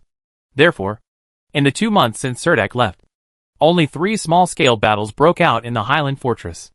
According to Gary Decker's report, other fortresses on the Highlands have not been attacked by the Evil Ghost Army. The only ones that are in trouble are the flying evil ghosts with wings. Nowadays, these flying evil spirits have spread all over the cliffs and ridges of the Northumberland Mountains, posing a great threat to the Magician Reconnaissance Team. At present, the Magician Reconnaissance Team can no longer easily enter the Northumberland Mountains to investigate the situation.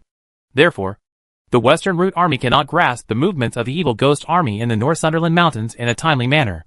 Serdek did not expect that the flying ghosts of the Evil Ghost Legion would be able to wreak havoc in the mountains in groups, and would become the biggest hidden danger before the West Route Army launched a general attack on the Evil Ghost Legion. Suldek arranged for Gary Decker to find a way to transform an airport tower with an arrow tower at the Galgang Fortress, and then headed to the Nehu Fortress without stopping. When he left the Moyinling Highlands, the Nehu Fortress, the foundation has just been built, and it is said that the Nehu Fortress is now completely completed. The defense line established by the Western Route Army on the Moyinling Highlands has been officially completed. In the autumn of 2592, as the war horn was sounded again on the Moyinling Highlands, the Ant Cavalry of the Western Route Army showed strong combat capabilities in the Northumberland Mountains. Chapter 1588 The Battle Situation in Northumberland. Over the past year or so, Aphrodite has successively produced nearly 8,000 magic contract scrolls. On the eve of the war, the ant cavalry of the Western Root Army expanded to 8,000, and a total of 16 ant cavalry regiments were organized. As the ghost pattern soldier ants participated in several battles, the number of giant ghost pattern soldier ants also exceeded the 10,000 mark. It's just that the number of 70,000 ghost striped red ants in the West Root Army has dropped sharply to 35,000 due to successive battles. In other words, Serdek twice recruited 100,000 ghost pattern soldier ants from the Belan Plain. After a year of fighting, there were only 35,000 ordinary ghost pattern soldier ants left. And one more. The mounts of 10,000 evolved giant ghost pattern soldier ants and 8,000 ant cavalry. Nearly half of the ghost pattern soldier ants died on the battlefield in the Mayun Ridge Highlands, which allowed Serdek to harvest tens of thousands of ordinary magic cores. Ghost pattern soldier ants do not have black magic crystals on their bodies. In addition, most of the hard armor skins peeled off by the ghost mark soldier ants killed in the battle were also brought back to Helensa city by Serdek, and then transported by land to Bina city, becoming Harvey Jeffel raw materials from that leather workshop. In the West Root Army, these ghost striped soldier ants have always been an independent existence. They usually live in caves, and will not cause any trouble to the lives of the soldiers in the military camp. Their food is also very simple, basically coming from the evil ghost army, those ordinary evil warriors.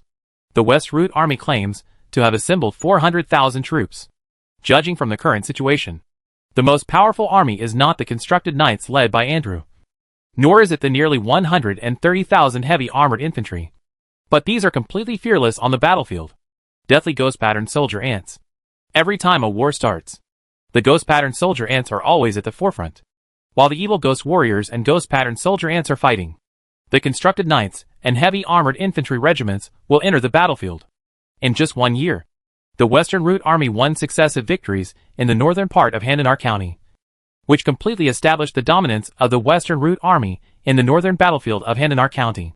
At the same time, because no Lord Army was willing to reinforce the Warsaw Plain, the commitment made by the Bina Military Department in order to prepare these two reinforcements was that the Bina Military Department would bear all the military expenses for material supplies for the East and West armies. The spoils of war still belonged to the lords and battlefield commanders of all parties. It was precisely because of this contract that the West Root Army made a net profit of nearly 50,000 ordinary magic crystals from the 45,000 dead ghost pattern soldier ants alone, not counting the captured evil ghost legion trophies. The Western Root Army also relied on its brilliant achievements this year, and the entire army achieved barbaric growth.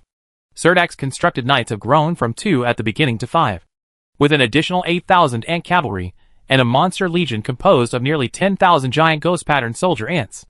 It is worth mentioning that the first-turn knights of the latter two constructed knights are basically tribal warriors, who came out of the Egrod tribe. Almost all of these tribal warriors have the peak combat power of the first turn. In addition, Serdek also absorbed nearly 60 Egrod warriors, the so-called second-level warriors. These second-level warriors from the Agrid tribe were incorporated into each squadron of the constructed knights by Serdek. The combat power of the constructed knight squadrons, with second-level warriors, will increase exponentially. 5 construct knights and nearly 10,000 giant ghost pattern soldier ants are wandering near the North Sunderland Mountains. They are like passing locusts. Almost no small group of evil ghosts dare to appear at the foot of the North Sunderland Mountains. The North Sunderland Mountains stretch from east to west for nearly 300 kilometers. The mountains in the eastern section gradually become less steep, and the cliffs turn into low mountains that plunge into the inner lake. In a mountain call less than 70 kilometers away from Nehu, a regiment of more than 700 evil ghosts is trapped inside. Giant ghost pattern soldier ants can be seen everywhere on the mountain ridge. With the cooperation of the Legion, the evil ghost legion in the mountain call has been completely killed. The corpses of the evil ghost warriors are lying on the rocky slope covered with trees. There had just been a bloody battle here.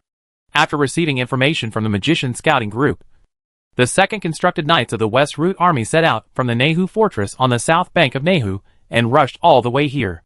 They would lurk here. The evil ghost army in the mountainous area of the forest area was defeated in one fell swoop. The surrounding mountain ridges were filled with ant cavalry and giant ghost pattern soldier ants, and they intercepted the fleeing ghost warriors. There are battles everywhere on the high ridge. Although these evil ghost warriors are much stronger than the ant cavalry, they are not good at climbing rock walls. They escaped from the battlefield in the call, and have no fighting spirit.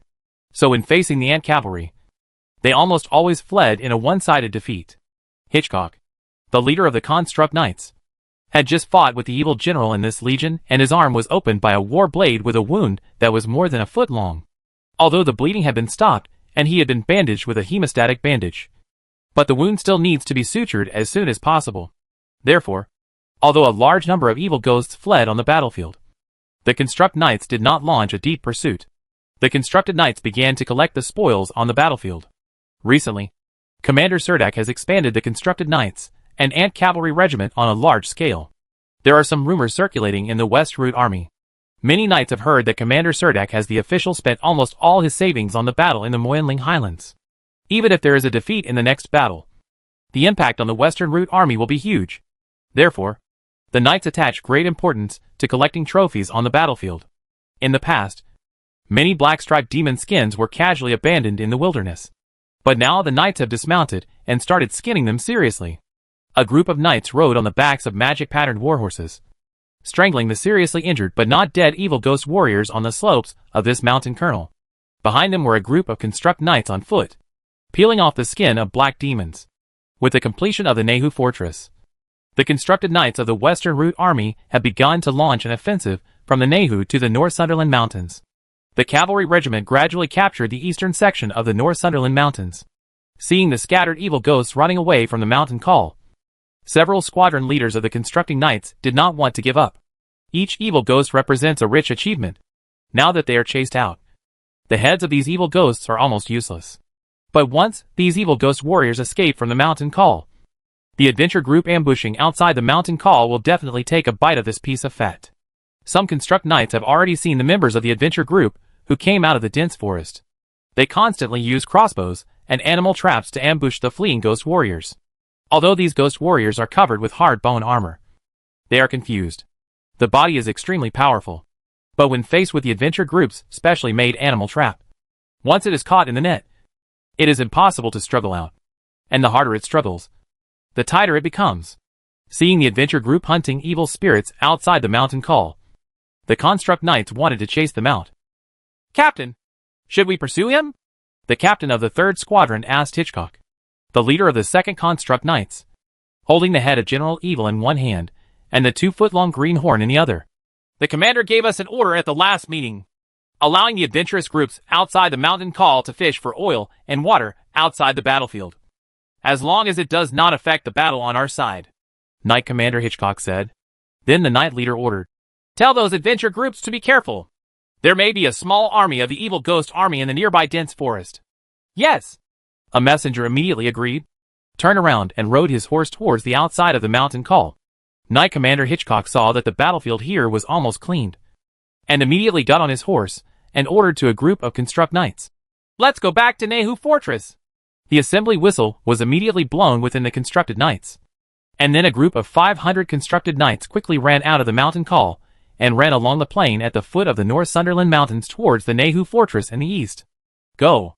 The ghost-patterned soldier ants and ant cavalry who were besieging the evil ghost warriors on the mountain ridge quickly withdrew from the battlefield and followed the Constructed Knights back to the Nehu Fortress.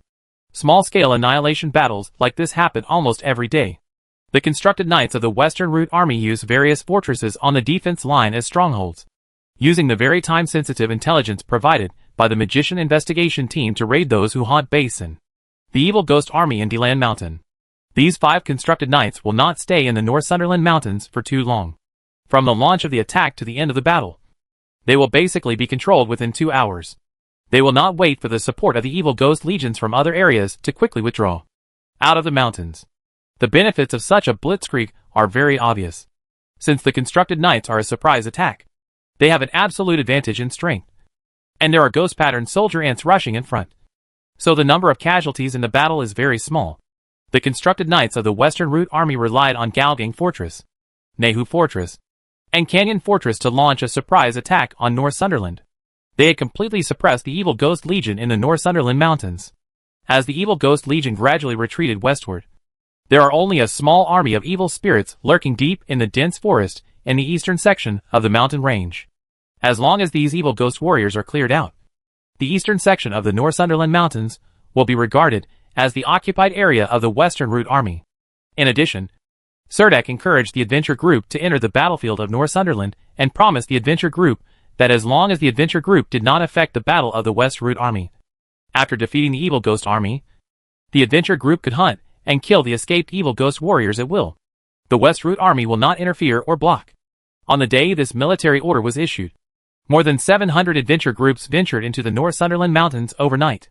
Facts have proved that Serdek's move was very effective. These adventure groups were like a large invisible net spread in the Northumberland Mountains. When they discovered a large army of evil spirits, they would even launch magic flares to notify those at high altitude, magicians who detect the enemy's situation. So in just 1 month, the eastern section of the Northumberland Mountains was almost in the hands of the Western Route Army. The activity area of the Evil Ghost Legion has been further compressed, since the Northumberland Mountains are filled with a large number of flying ghosts. The magicians of the reconnaissance team no longer dare to fly at low altitude in the mountains. Therefore, the small army of ghosts hidden in the dense forest is difficult to detect. With these adventures, this situation changed only when the regiment entered the Northumberland Mountains. These flying evil spirits with bone wings also like to appear in groups in the mountains. They usually hide in the gaps in the cliffs. Only when the magicians pass by will they jump deep from the cliff and then fly through the air. Air currents glide long distances. The flying evil spirits were a great threat to the magicians.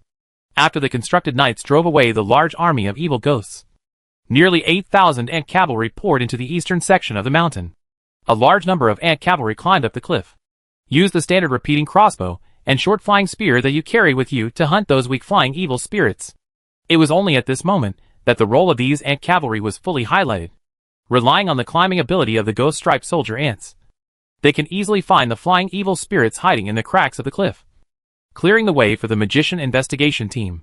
The biggest advantage of the Evil Ghost Army on the Moyune Ridge Highlands is that there is an Evil Ghost door in the Evil Ghost camp of Horsens Mountain. This door connects to the dark area deep in the H.L. and the evil ghosts living there. You can enter the Moyune Highlands continuously. It's just that Serdek recently discovered that after launching the general offensive, the number of evil ghosts on the Moyune Ridge Highlands continued to decrease. And during this period, except for some flying evil ghosts, there were no legions from Horsens at all come out of the mountain camp. In other words, due to the successive defeats of the Moyune Highlands Evil Ghost Legion, the Sinai evil ghosts are very likely to be preparing to abandon the Moyune Highlands. Through the information obtained from the Western Knights Alliance, they discovered an evil gate in an evil military camp in the Camperdo River. After preliminary research by the magicians, they found that this evil gate was similar to a one-way gate. The portal, that is, after the evil ghost gate is established, the evil ghosts in the I can only crawl over. Once they enter the Warsaw Plain, they have no way to return the same way. Serdek occupied the northern and southern mountain passes of the Moyune Highlands. The evil ghost army on the highlands had no way to escape, and now they could only fight against the trap beasts.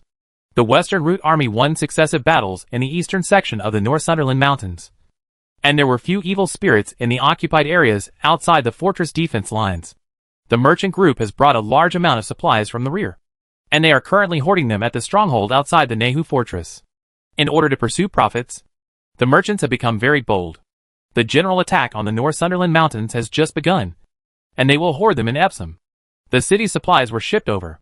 The supplies currently stored in the Nehu fortress are almost enough to consume the 400,000 strong Western Route Army throughout the winter. Before Baron Martino arrived at the Moyune Highlands, news had already reached the ears of the merchants. They didn't know where they heard it. It was said that Commander Serdek was preparing to build a city by the lake.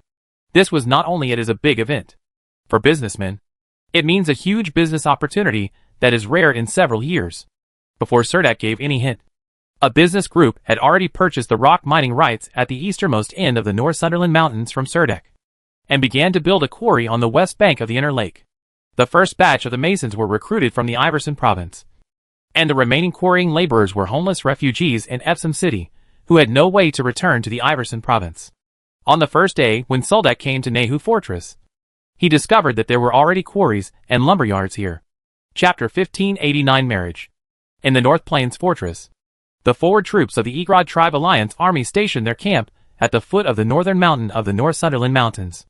As the Evil Ghost Legion is retreating steadily, the allied army of the Egrod tribe has begun to try to penetrate deep into the mountains and cooperate with the Western Route Army's constructed knights, an ant cavalry regiment to intercept the Evil Ghost Legion that continues to flee westward. In just over 3 months, Delia's temple guard has also expanded to 500 people. Although only 200 guard soldiers ride Blackhorned Elk, the rest of the soldiers can only ride Gubwa for the time being. Horses. But the combat power of this escort is amazing. Although the escort team is under the command of the West Root Army, the actual area of operations is still the area occupied by the Agrod tribe. The main responsibility of Delia and her escorts is to deal with emergencies between the Tribal Alliance Army and the Evil Ghost Army. Delia's prestige among the Agrod tribe is very high. No matter where she goes, Delia can feel the cheers of the indigenous warriors. She and her escorts came and went like the wind on the battlefield, especially when the battle situation had become one-sided. This escort has become synonymous with protector. The entire northern tundra north of the North Sunderland Mountains fell into the hands of the Alagord Horde Alliance. This also means that except for the North Sunderland Mountains and Horsens Mountain, the entire Mayun Ridge has been included in the territory occupied by the Western Root Army. In recent times, the Evil Ghost Army trapped in the mountains has often launched counterattacks against the Tribal Alliance forces. The Evil Ghost Army completely withdrew into the western section of the North Sunderland Mountains in late October, leaving the eastern half of the mountain range to the Western Root Army. The Evil Ghost Army has now become a tired and trapped beast. Escape. You can't escape. Fight. You can't win. After the West Root Army and the Agrod tribe reached an alliance agreement, dozens of tribal warriors successively chose to join the West Root Army's Construct Knights. They became captains of the Construct Knights based on their strength. And there were hundreds more. The best Horde warriors joined the 4th and 5th Construct Knights. Each fortress is even equipped with a resident Great Witch. Now there is no need for Surdak to personally bless the Construct Knights with the God's blessing. On the eve of the battle, these Great Witches can completely handle these things. It may be that the Evil Ghost warriors killed too many people, and now sacrifices such as Evil Ghost heads are no longer a rare thing. Every time the Constructed Knights leave the camp, they almost always take the blessed body and blessed shield with them. As the number of entries into the North Sunderland Mountains increases, it is inevitable that the Western Root Army's Construct Knights and the Tribal Alliance Army will meet. The powerful combat power displayed by these Construct Knights makes the leader of the Agrod tribe they were shocked. Inside the cowhide tent, several tribal chiefs were sitting around in front of the fire pit. Sitting in the middle of the tent was Elder Amberby. He came to Bayuan Fortress from Baishan Pass this time to see how many evil spirits there were in the northern tundra. But he did not expect that all the Evil Ghost Army retreated. He went inside the North Sunderland Mountains. By the time he arrived at the foot of the North Sunderland Mountains, the Western Root Army's Constructed Knights, an Ant Cavalry Regiment, had already occupied the eastern section of the mountains. The forward battalion of the Tribal Alliance Army received the military order to chase behind the Evil Ghost Army and continue to advance westward. The Evil Ghost Army retreated too fast. The forward battalion of the Tribal Alliance Army could not keep up with the Evil Ghost Army. If Elder Ambrose and Chief Logan had not just arrived from the North Plains Fortress, the forward battalion would not have been able to keep up with the Evil Ghost Army at this moment. We have packed up our tents and continue westward along the foot of the North Mountain. Chief Logan did not expect that the Evil Ghost Army would be completely defeated so quickly. At this time, he was sitting in the tent, staring at the simple map without saying a word and thinking deeply. As the leader of the Vanguard Battalion, Chief Samos' arm was scratched by a war blade during the battle with evil spirits the day before yesterday. It is still covered with a hemostatic bandage, and he can only hold the spear with his left hand. "How is the situation?" Elder Ambrose asked in a soft voice. "This group of evil ghosts fled westward again. The order we received is to continue westward and further reduce the scope of activity of this Evil Ghost Army," Chief Samos said. Now that the Tribal Alliance Army and the West Root Army are fighting together, the orders received by the leader of the Samos tribe are all sent by the magicians of the reconnaissance team. Elder Amberby looked at the North Sunderland Mountains on the simple map, frowned and said, "If you continue chasing like this, in half a month, you will probably be able to kill the Evil Ghost camp in Horsens Mountain." Patriarch Samos nodded, and then said, "The Monster Legion of the West Root Army cooperates with the Constructed Knights to hunt down evil spirits in the mountains. Now the small Evil Ghost Legion simply does not dare to challenge. The Construct Knights of the Green Empire are really strong." Chief Logan sighed. His face was not deeply wrinkled. His eyes passed over Chief Samos and landed on Elder Ambrose's face. He said with some seriousness, "I'm even a little worried that once the Evil Ghost Army is wiped out, they will point the edge of their war spear at our entire Agrod clan." Chief Samos felt a little stupid, and then said honestly, "No way. Aren't we in an alliance?" Chief Logan smiled bitterly and shook his head, saying, This contract will only have some effect before the evil ghosts are completely eliminated. Once those evil ghosts die, this contract may become useless. Paper. Then what should we do? Even if our tribal army is fully armed, it can't stop the charge of those monsters, Chief Samos said in a stunned voice. So the best way is not to give him a chance to fall out with us. Chief Logan said casually.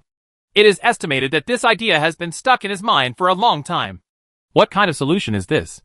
Chief Samos shouted.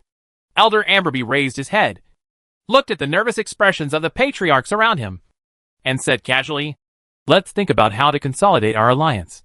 This is the strongest way, such as working together, to develop the Mayun Ridge Highlands. Don't we want to build a city by the lake? We must bring in Commander Serdek. Speaking of building a city in the inner lake, this matter is still controversial among the Agrod tribe. More than half of the tribe leaders believe that even if the city is built, they will not get any benefits, and they will need to send labor from their tribe. Building a city is something that many tribes don't want to do, which is something that brings no benefits. Elder Ambrobi made a special trip here this time to persuade the opposition patriarchs to agree to build the city. Patriarch Samos thought for a while, with a strange smile on his face, and whispered to Elder Ambrobi, actually, the best way is to marriage. If Commander Serdek can marry a few Agrod for girls in the tribe, this relationship will become more stable. Building a city requires a lot of effort, which is a bit outweighing the gains. Chief Logan snorted beside him and said, I don't think there is any girl in the tribe who can catch the eyes of Commander Serdek. Actually, there is one. Chief Samos stared at Elder Ambrose and said cautiously. Chief Logan was a little nervous. He didn't react and asked loudly, who is it? The Agrod tribe is worried that the powerful Western Root army will use the same method to drive the Agrod tribe further north into the wilderness after driving away the evil ghost army. Many tribal leaders and clan chiefs are very worried. Elder Ambrobi is sitting in a tent, preparing to persuade these tribal leaders to agree to build the city. But those tribal leaders are more inclined to a marriage between the West Root army and the Agrod tribe. The best candidate in their minds is Princess Delia. But Delia is the person chosen by Elder Amberby, and she might take over Elder Amberby's position in the future. Therefore, these clan leaders and leaders did not dare to make it too obvious for fear of angering the great elder. Just when these clan leaders and elders were discussing how to further consolidate their relationship with the Western Root army, Delia happened to break into the temporary camp of the pioneer camp with the escort. The Blackhorn Elk rushed to the army like a gust of wind. The tent door. Delia happened to be standing outside the tent and heard the conversation inside. Then she realized that she was talking about herself, and then heard the words marriage again, but under the watchful eyes of the guards next to the military tent. She couldn't turn away, or simply eavesdrop a few more words. He could only pretend that he couldn't hear their conversation. Walked in bravely, and said to the leader of the Samos tribe before he sat down, I want to go back to Nehu tomorrow. Good. Chief Samos was still talking about Delia just now. But unexpectedly the tribal princess walked in from outside. Seeing that Delia said something to him, he quickly agreed. Delia sat down. The conversation in the military tent suddenly stopped. Everyone looked at me and I looked at you, all a little embarrassed, and found that there was no topic at all. Next, I may accept the dispatch of Commander Serdek, and I will probably not be active in the northern tundra area, Delia said. Very good. No, I mean it doesn't matter. Our vanguard army is about to move westward. Chief Samos became a little incoherent. The atmosphere in the tent was not only a little dull, but also a little weird. Afterwards, everyone didn't talk much, and the meeting ended early. Delia came here specifically to visit Elder Amberby this time. She led the Blackhorned Elk and waited quietly in front of an archery target in the military camp. Not long after waiting, Elder Amberby walked slowly to Delia's side, stood side by side with her next to the shooting range. His eyes fell on the row of archers, and said, Don't blame them. In fact, it's not just them. Worry. In fact, I have been worried. The West Root army has changed too much recently, which is not only a threat to the evil ghosts, but also a huge threat to our Agrod clan. Delia hesitated to speak. Her pretty face flushed slightly. Don't worry. I'll take care of everything. Elder Amberby's eyes shone with light, and the breath of the third-level powerhouse almost made Delia unable to breathe. As long as you don't have this idea, no one can force you to do these things. Elder Amberby patted Delia on the shoulder and said, New. Delia looked extremely troubled when she said this. It didn't take long for Delia to ride on the Blackhorned Elk and leave the Bayuan fortress with the escort. In the Nehu fortress, Delia met Soldak, who was constantly deducing the battle situation on the sand table. His eyes were covered with red bloodshot eyes, and he might have stayed up all night. As the Western Route Army and the Tribal Alliance Army approached the Evil Ghost camp in Horsens Mountain, the pressure on Serdak's side was also increasing. Almost all the Evil Ghost legions currently active outside have shrunk across the board, and the outermost Evil Ghost legions have also retreated to the western ridge of the North Sunderland Mountains. The North Sunderland Mountains are higher in the west and lower in the east. The western mountains are far more majestic and steeper than the eastern ones. Many Evil Ghost legions are hiding in them. As long as they can resist their hunger, it will be difficult for the Construct Knights to catch them. However, it was urgent to regain the western area of North Sunderland, and Soldak attacked Horsens Mountain in one go. The originally formed magician fighting group has not made any achievements so far due to the interference of flying evil spirits. In order to be worthy of the subsidies they received, the magicians took the initiative to join the magic investigation group. As the Western Route Army got closer and closer, Soldak became more and more worried. According to his guess, there was at least one evil leader sitting in the Evil Ghost camp in Horsens Mountain. However, recently, dozens of magicians have been preparing to investigate the Evil Ghost camp in Horsens Mountain. But unfortunately, they have not found any traces. However, as the Ant Cavalry eliminated many flying demons, the magicians had a much wider range of activities. The bombing plan previously formulated by Serdak seemed to be feasible again. In order to find out the reality of the Evil Ghost camp in Horsens Mountain, Soldak agreed to the magician group's bombing plan. This bombing was led by Avid, the leader of the Mage Combat Group. Chapter 1590 The Eve of the Decisive Battle. At dusk, the horizon was smeared with red clouds. Horsens is located in the western mountains of Moyenling, belonging to the westernmost point of the North Sunderland Mountains. The mountains here are undulating, and the terrain is dangerous. The light was blocked by the mountains, and the valley had become dim. The Evil Ghost warriors hiding in the mountains continued as usual, killing the newcomers who crawled out of the Evil Ghost gate. Before they could adapt to the Warsaw Plain, they cut their throats with their war blades, and then peel off the hard bone armor. Divide the fresh meat that contains rich dark flavor into several portions, and then stuff it into your mouth with your eyes closed. For more than a year, these evil ghosts have come here like this. When there is no food, they must eat the weak and the strong. This is the law in the abyss. A thick layer of snow has fallen on the top of Mount Horsens, and the north wind is blowing, making it bitingly cold. Moiling highlands in early winter. The moment before night falls, the evil ghost warriors have long been accustomed to truces at night. This is a rare time to relax, because at least they can still breathe the sweet air, and at least they are still alive.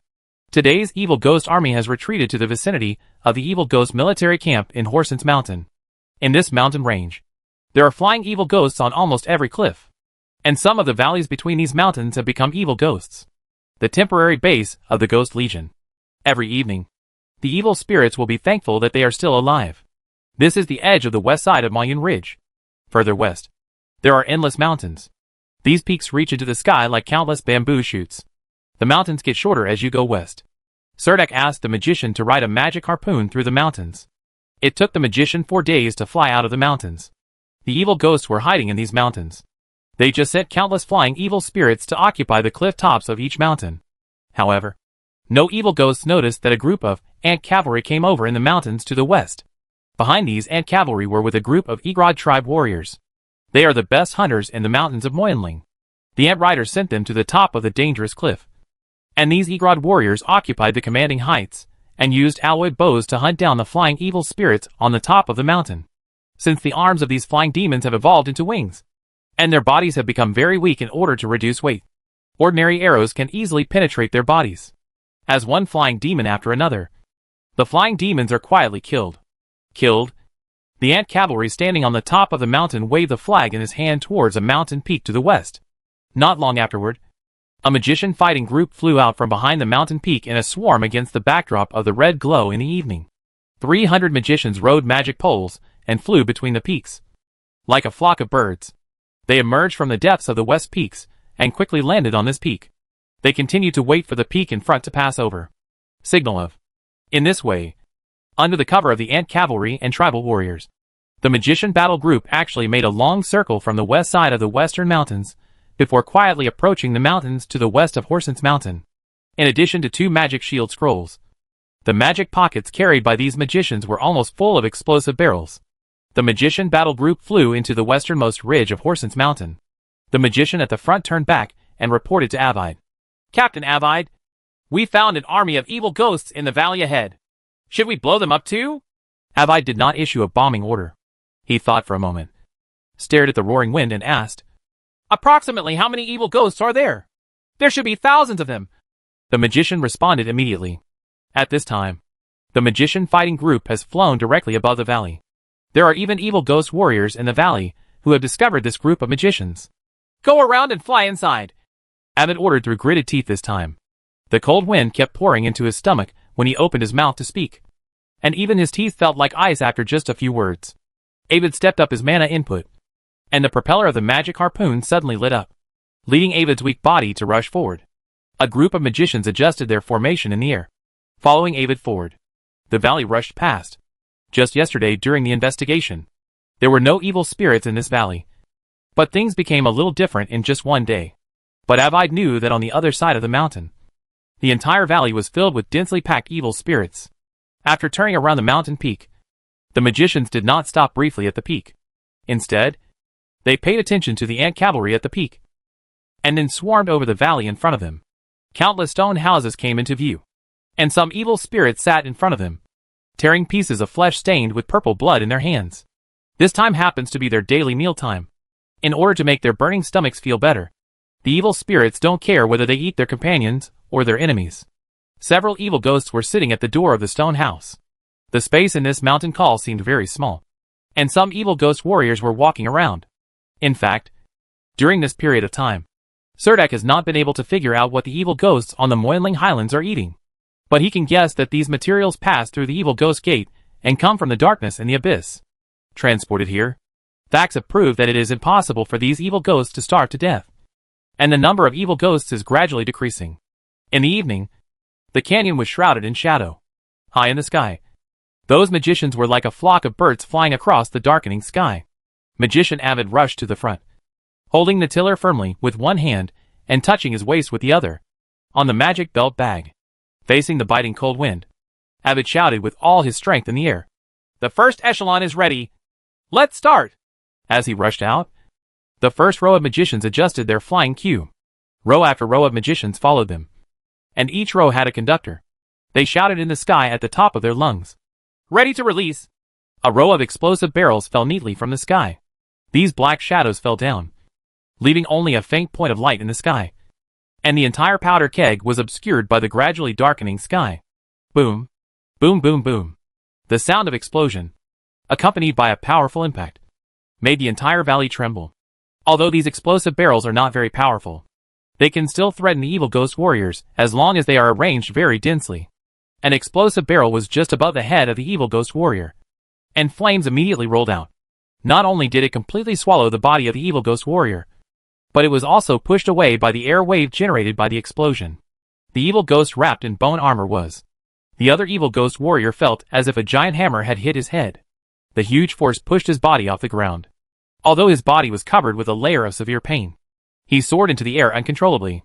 Amidst the continuous explosions, the evil ghost warriors howled and screamed, scurrying around like a group of headless flies. More evil warriors rushed towards the exit of the valley. It was also this wave of explosions that drew out all the generals of the evil ghost army. The bone armor on the evil ghost generals was much harder than the bone armor on ordinary evil ghosts. They withstood the carpet explosion of the magicians above their heads. Start climbing up the high ridge. These evil generals let out angry roars, stood on the high ridge, and threw the bone spears in their hands towards the magicians in the sky. The bone spears thrown are very powerful, but unfortunately they are not high enough. These bone spears can only fly past the magician's feet. The magicians in the air were so frightened that they immediately adjusted their flying altitude. The entire bombing lasted for nearly an hour, and the massive gunpowder barrels invested by the magicians covered the entire valley. The ghost warriors fled in all directions amid the artillery fire. They were a little panicked and couldn't choose their way. There were dead and injured ghost warriors everywhere under their feet. The entire area was severely affected. The canyon was filled with debris. But by the time the evil generals climbed up the cliff, the magicians had already flown away like locusts. Some charred evil ghost generals stood on the broken arms and bodies on the ground, shouting angrily towards the evening sky. But there was nothing they could do against these magicians. The only thing that can threaten these magicians are the flying evil spirits. But this evening is different from usual. Usually at this time, there are always flying evil spirits flying around flexibly in the sky. But now those flying evil spirits seem to be in the sky. At the same time, they all disappeared. All that awaits these evil spirits is the chaotic sound of explosions. When the sky darkened completely, the magicians left safely under the cover of night. The Western Route Army has 50,000 heavy armored infantry gathered on the west side of the Villagasi Hills, and the Igorod tribe warriors gathered at the foot of the western foothills of the North Sunderland Mountains. The straight-line distance between these two places from Mount Horsens is 200 miles. Above, since the launch of the general offensive, infantry soldiers have been stationed at various military fortresses. Serdek is not ready to let these heavy armored infantry participate in the battle for the time being. The number of construct knights is scarce, and once they abandon their horses and fight on foot, their combat strength must be reduced by at least half. Therefore, during this period of time, while almost all the evil spirits had withdrawn to the vicinity of the evil ghost camp in Horsens Mountain, Soldek sent ant cavalry and tribal warriors to sneak into the mountains near Horsens Mountain. First, the flying evil spirits were ghosts clean up. The magician fighting group followed the passage opened by the ant cavalry and lurked in a valley filled with evil spirits somewhere near Horsens Mountain, continuously bombarded with powder barrels. After nearly 2 weeks of bombardment by the mage group, the evil spirits finally learned to spread out and hide deep in the valley. The ant cavalry, with the cooperation of the construct knights and the Igorod tribe warriors, continued to hunt the evil ghost warriors in the mountains. And for a while, it was said that these evil ghost warriors were miserable. In the area of Horsens Mountain in the Moyenling Highlands, at least about 10,000 evil ghost warriors were killed in such a miserable way. The mountains are in a mess, with dark and scorched marks everywhere. The evil spirits have long since left these valleys near Horsens Mountain. Some evil spirits fled to the outer western foothills, and some simply fled back to the North Sunderland Mountains. The last group of evil ghosts simply crowded into the evil ghost camp in Horsens Mountain. In short, they were frightened by the airdrops from the magician combat group. No one would have thought that the valleys where tens of thousands of demon warriors gathered here a month ago were now filled with the smell of burnt and stench. Bone armor fragments were everywhere, and not a single one was alive. The ghost warrior. War is so cruel. The loser is like a lost dog, being chased and hiding. Soldak came to the front line, this time to prepare for a final reconnaissance of the situation inside the ghost camp in Horsens Mountain. This time, he came to Horsens Mountain and brought 2 groups of knights. Delia stood behind the crowd and secretly looked at Commander Serdek, who was standing at the front of the team. As long as you climb the mountain ridge in front, the largest and only evil ghost camp on the Moyenling Highlands will be in front of you. Surrounded by a group of people, Serdek climbed the ridge, and through the dense trees, he finally saw the ghost camp Horsens Mountain ghost camp hidden in the mountain col. It was much larger than Serdek had imagined, with more than 30,000 evil spirits almost all huddled in the camp. Recently, many ghost warriors have been killed and injured in bombings. However, when they retreat to the Horsens camp, although the situation becomes more difficult, at least they will not be baptized by the magician with explosive barrels. There is an evil spirit leader in the camp, and he guards the evil spirit gate day and night. Occasionally, a giant bone spear can be thrown hundreds of meters away. The magician battle group also bombed the Horsens Mountain camp. The number of magicians who were pierced by the giant bone spear in the chest and died, it has climbed to 9th place. The magicians no longer dare to rush here, and Serdek will compensate for the post-war pension of nearly 10,000 black magic crystals, which accounts for almost half of the total pension expenditure of the West Route Army. In the evening, very quiet, with insight, Serdek will not be affected by light, and can see the evil gate like an altar from a distance. Unfortunately, the distance was a bit far and Serdek could not see clearly. However, the reason why the evil spirit leader refused to leave the camp was finally found by Serdek. The purpose of checking the situation this time was to see the commander of the evil ghost camp. He always stood by the evil ghost gate and never left even half a step. No matter how the Western Route Army attacked the evil ghost camp in Horsens Mountain, they failed to lure it out. Since they can't come out, Serdek is going to let the Monster Legion of the Western Route Army go in first. As cannon fodder, they are naturally bound to have a duty. Moreover, the Ghost Pattern Ant Army, the Constructed Knights, and the Ant Cavalry Regiment have all gathered at the mountain pass. They are just waiting for Serdek's order to launch a general attack. The battle continues. Boss, When are we going to rush in? I'm ready. Andrew stood next to Soldak and said eagerly, Wait until I call for 2 helpers, and I'm confident that I can kill that evil spirit leader. Soldak turned around and said, and then asked Delia, who was following the crowd.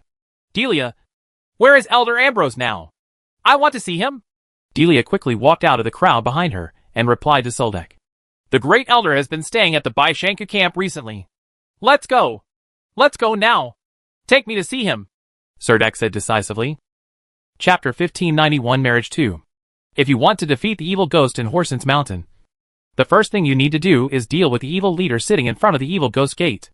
In view of the experience of killing the evil ghost commander last time, Soldak felt that even if he gathered all the second-level warriors of the current West Route army, he might not be able to kill the evil ghost commander. Because the evil ghost camp in Horsens Mountain, there are tens of thousands of evil ghost warriors, and some evil ghost generals. In addition, evil ghost warriors will continue to pour out of the evil ghost gate. An evil ghost leader with a group of subordinates, and a single evil ghost leader are definitely 2 completely different levels. Now that the entire Western Route army is pressing down on the border, Soldak wanted this general attack to be more secure. So he deliberately returned to the treasure chamber of Pussy Mountain in the deserted land of Helensa City, and invited the Red Dragon Iser to join the battle. Hearing that there was another evil leader in the evil ghost camp in Horsens Mountain, Homling Yissel shook his head like a rattle. We can't do it alone, the Red Dragon Iser said to Soldak. Don't worry. I have other helpers. Soldak stood in front of the Red Dragon's huge head, caressing the scales on its cheeks, and said confidently, Okay, if you are sure you must kill it, remember to call me when the time comes. Anyway, I won't be able to stay for long. I can only spit out 2 breaths of dragon breath to help you suppress the evil ghost leader, Aesir said somewhat unconfidently. A powerful existence, like the evil ghost commander, posed a fatal threat to the Red Dragon Aesir. Aesir was very eager to kill such a lord-level powerhouse, but he was worried that the risk would be too great. After all, the plain of Istander is full of such lord-level monsters. This kind of challenge is both eager and frightening for Israel. Fortunately, it still agreed to Soldak's request, just because of the contract and friendship between the two. In the Western Route army camp in Horsens Mountain, Soldak asked Selena to prepare a table of sumptuous refreshments before blowing the bone whistle. The sharp and piercing sound reached its extreme level, causing a strong tingling sensation in the periosteum of the ear. Soldak sat on a back chair, with his elbows propped on the table covered with a white tablecloth. Holding a cup of black tea, he raised his glass to Earl Faunac, who floated out of the bloody door. Count Faunac was holding a huge bone sickle in his hand. There was even some flesh and blood caught in the joints of the sickle, and his completely skeletal withered hands were covered in blood. The armor on his chest also seemed to have a big hole carved out by some giant hammer. But his chest was empty. Black mist was constantly coming out to repair his remains. The 2 balls of soul fire in his eye sockets looked a bit dazzling. Count Faunac, what's wrong with you? Soldak looked at Count Faunac and asked in surprise. I just fought a fierce battle with the Shadow of War. But fortunately, the victory is determined. At this time, I am thinking that if I can have a cup of afternoon tea, I can truly enjoy life. Count Faunac put away the bloody scythe. Taking elegant steps, he came to the opposite side of Soldak and sat down lightly. When he picked up the teacup, the delicate porcelain even buzzed, and the tea in the cup even shook violently. It took a few seconds to return to normal. Then Count Faunac glanced at the camp outside and asked Soldak, How's the battle going on your side? Soldak said, We will launch a general attack on this evil ghost army soon. Count Faunac nodded, and then said, This time my ghost army just absorbed a ghost cavalry and explored the coordinate point of the Capricorn Plain. Next, I plan to attack the Capricorn Plain. I heard that the orc tribe on the Pipe Plateau is currently at war with an undead army, Soldak said tentatively. The soul fire in Count Faunac's eyes jumped twice. He put the teacup under his nose, smelled it, and said, I know that Lich Legion. Their territory happens to be bordering the territory I captured a while ago. Their lord is a crazy Lich King. He may have been a necromancer who studied black magic in the Roland continent during his lifetime. I have some kind of irresolvable hatred for the continent of Roland, so I want to lead the skeleton army into Roland. If they weren't at war with the outside world, it wouldn't take long for my ghost army to rush into their burial ground, the Land of Bones. Now they are at war with the outside world. They are protected by the laws set by the undead monarchs. They cannot be touched for the time being. They are a bunch of rotten skeletons. Then Count Faunac cursed again. It seems that there is deep hatred between various lords in the world of the undead, and conflicts often break out to expand territory. In order to resolve the conflicts among the great lords of the Green Empire, the Emperor of the Green Empire called on the great dukes of the Empire to continuously open up new dimensions and transfer the conflicts. In exchange for hundreds of years, the Green Empire of Peace. I invite you here this time because I want to ask you to help kill an evil ghost leader. Will it affect your next battle plan? Cerdak said the request directly. Count Phonak said nonchalantly, "It doesn't matter. When the time comes, you can just blow this bone whistle. You are my last beacon in the human world. There are many beautiful things here that I don't want to forget. Memories. I will naturally do my best to help." With that said, Count Phonak picked up the teacup again, put it under his nose and smelled it. It was a really nice afternoon. Count Phonak, who was sitting on a chair, looked at the busy infantry soldiers in the camp outside and smiled at Soldak. After inviting Earl Phonak to have afternoon tea, Earl Phonak readily agreed to help, which reassured Soldak a lot. But when he thought about the power of the evil spirit leader, he still felt that even with the help of Israel and Phonak, it was still a bit unsafe. So after he investigated the ghost camp in Horsens Mountain, he invited Delia to rush to the North Pass camp to ask Elder Ambroby for help. Elder Ambroby is the only third-level powerhouse in the Agrod tribe.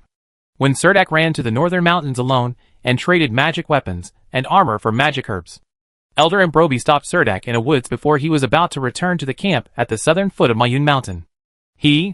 At that time, Cerdak knew that Elder Ambroby was a powerful third-level master.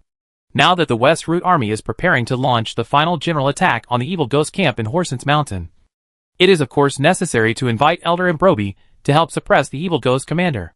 This is in the common interest of the Agrod tribe and the West Root Army. Arriving at the Baishanka camp, except for a tribal guard stationed on the city wall, there were not many troops stationed in the camp behind the city wall. The main force of the Agrod tribe's alliance army is currently concentrated on the defense line in the northern tundra of Mayun Ridge.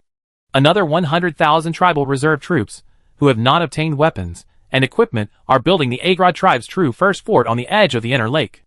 A city, Baishan Pass, is currently regarded as the rear of the Agrod tribe, and there has been no fighting here for several months. Elder Ambroby lived in the largest two-story building in the camp. When he walked into the lobby on the first floor, he saw a fire pit piled in the center of the room. There were still a few pieces of red-hot charcoal left in the ashes, and the surrounding walls were smoked by fireworks. Burnt. Elder Ambroby was sitting in front of the fire pit, talking to several tribal elders. After bringing Cerdak here, Delia left quietly. Soldak paused at the door. The wrinkled Elder Ambroby in the room raised his head. The moment he looked at Soldak, his gaze seemed to rush directly into Soldak's eyes. The sea of spiritual consciousness. The magical suit of armor suspended above the gate of the spiritual world suddenly burst out with dazzling light, shutting out Elder Ambroby's spiritual thoughts. This was just a test between the two of them as they looked at each other for a moment. Elder Ambroby looked at Soldak in astonishment and said, "I've been waiting for you here for several days. Every time I see you, I can feel the rapid growth. I'm so glad that the Western Root Army and the Agrod tribe are not enemies." Elder Ambroby said in jerky imperial dialect. The elders around him stopped and looked at Cerdak at the door of the house. Cerdak walked in and sat casually by the fire pit. There was a layer of soft sand around the fire pit, which was warmed by the bonfire. His feet felt warm and comfortable when he stepped on it. The small townhouses built here in the Helensa style were obviously renovated by the aborigines of the Agrod tribe into a stone house in a city. It seems that these living habits cannot be changed overnight. "I would like to ask you to follow me to the Evil Ghost Army camp in Horsens Mountain and jointly fight against the Evil Ghost commander in the camp." After Soldak sat down, he made the request directly. A woman from the Agrod tribe at the back brought Cerdak a thick green drink that looked like matcha. Cerdak held it in his hand and tried to muster up his courage again and again, but he still didn't dare to drink it. Elder Ambrose agreed readily without even thinking about it. "Of course I am obligated to do this, but I have a condition." Cerdak knew that it was inevitable to put forward some conditions at this time. "What conditions?" Elder Ambroby looked to the left and right sides with a smile. After a group of elders nodded, he slowly said to Soldak, "I need you to marry a daughter of the Agrod tribe. All we can think of is only in this way can the relationship between you and our Agrod tribe be deepened. Only in the future can we still have someone by your side to speak for us." After Elder Ambroby finished speaking, he stared at Soldak without blinking, waiting for him to make a decision. Serdek glanced at the row of young tribal girls standing behind Elder Ambrobi. He really didn't pay much attention to them usually. These girls with wheat-colored skin are not ugly, but they like to tattoo their totems on the face. He likes to make some holes on his face and insert bone spurs into them. This kind of aesthetic is something Serdek can't accept, seeing that there are always sharp bone spurs poking out of the holes in their lips, noses, and ears. I feel that if I really want to have sex with these tribal girls, it seems really difficult to do so. However, if the marriage proposal proposed by Elder Amberby is rejected, it is estimated that asking Elder Amberby for help this time will also come to nothing. Just when he couldn't make a choice and was in a dilemma, Serdek suddenly saw that he had taken off his magic pattern armor, put on an animal skin skirt and vest, painted his face with red and blue oil paint, and combed his hair long. Delia, wearing a ponytail and hanging high, walked in barefoot from the outside. There was also a string of bells tied around her ankles, which jingled when she walked. She looked very much like a female leopard, with a string of unknown animal teeth hanging around her neck, which was probably a souvenir of her hunting of monsters. Delia is the most outstanding jungle warrior of the Agrod tribe. She walked out of the room in full dress and came to Serdek. She knelt down on the wooden floor beside the fire pit like other girls from the Agrod tribe. He bent down and picked up a teapot, pouring some thick green matcha liquid into the cup in front of Serdek. She picked up the ebony cup with both hands, drank half of the matcha juice inside, and then handed it to Soldek. "Commander Serdek, please marry me." The hall suddenly became silent, and almost everyone's eyes were focused on Soldek. The elder's eyes were complicated and difficult to understand, with envy and jealousy in them. Soldek was slightly startled, but he knew that he had to accept the cup of tea at this time, whether he wanted to or not. As the princess of the Agrod tribe, Delia is not only the flag, pride and glory of the Agrod tribe, but also the successor after the death of Elder Ambrobi, and the future new leader of the Agrod tribe. At this time, if he refuses to accept this cup of tea, he will probably completely break with the Agrod tribe. Whether the Battle of Moyonling can be continued by then is still a matter of debate. Looking at her clear and beautiful eyes, Soldek felt a fire surge in his heart. He gritted his teeth and took the half glass of green juice, and drank it in one gulp. In fact, the moment he entered the mouth, Serdek felt that this thing was not as bad as he thought. It contained not only tea, but also honey and mint leaves. It was refreshing in the mouth, and it slipped into his stomach with a gurgle. Seeing Soldek drink up all the juice in the cup, the elders sitting by the fire pit collectively let out a roar. All the elders raised their hands and began to sing this unknown song in a low voice. At this time, the indigenous language became like a curse. When Elder Amberby recited this song in a low voice, the entire fire pit seemed to be covered by a magic pattern array. At this time, Delia stood up bravely, and then stepped into the magic circle with Serdek. There was obviously still unburnt charcoal in the fire pit, and his feet might be burned when he stepped in. However, Serdek didn't feel a bit when he stepped on it with Delia. The two stepped through the magic circle and came to Elder Ambrobi. Elder Ambrobi recited a series of incantations, and then used an unknown die to draw two unknown marks on their foreheads. Weird symbols. This ritual is like some kind of contract, which is reached the moment the symbol is drawn. Chapter 1592 Final Battle. The so-called wedding ceremony of the Agrod tribe is to receive the blessing of the elders of the tribe. In Serdek's view, this is more like a contract between young men and women. After the ceremony, Serdek consents Delia. Some of the emotions hidden in the heart give both parties a higher tacit understanding. This contract is very similar to the magical contract signed by Aphrodite. Delia pulled Soldek out of the stone house. The two stood on the steps at the door of the stone house. Through the railings, they could see the tribal aborigines gathered in the camp. An elder was preaching to them about the wedding of Delia and Serdek in a loud voice. When the aboriginal warriors heard that Princess Delia had married Commander Serdek, they were a little stunned at first, and then some in the crowd began to cheer.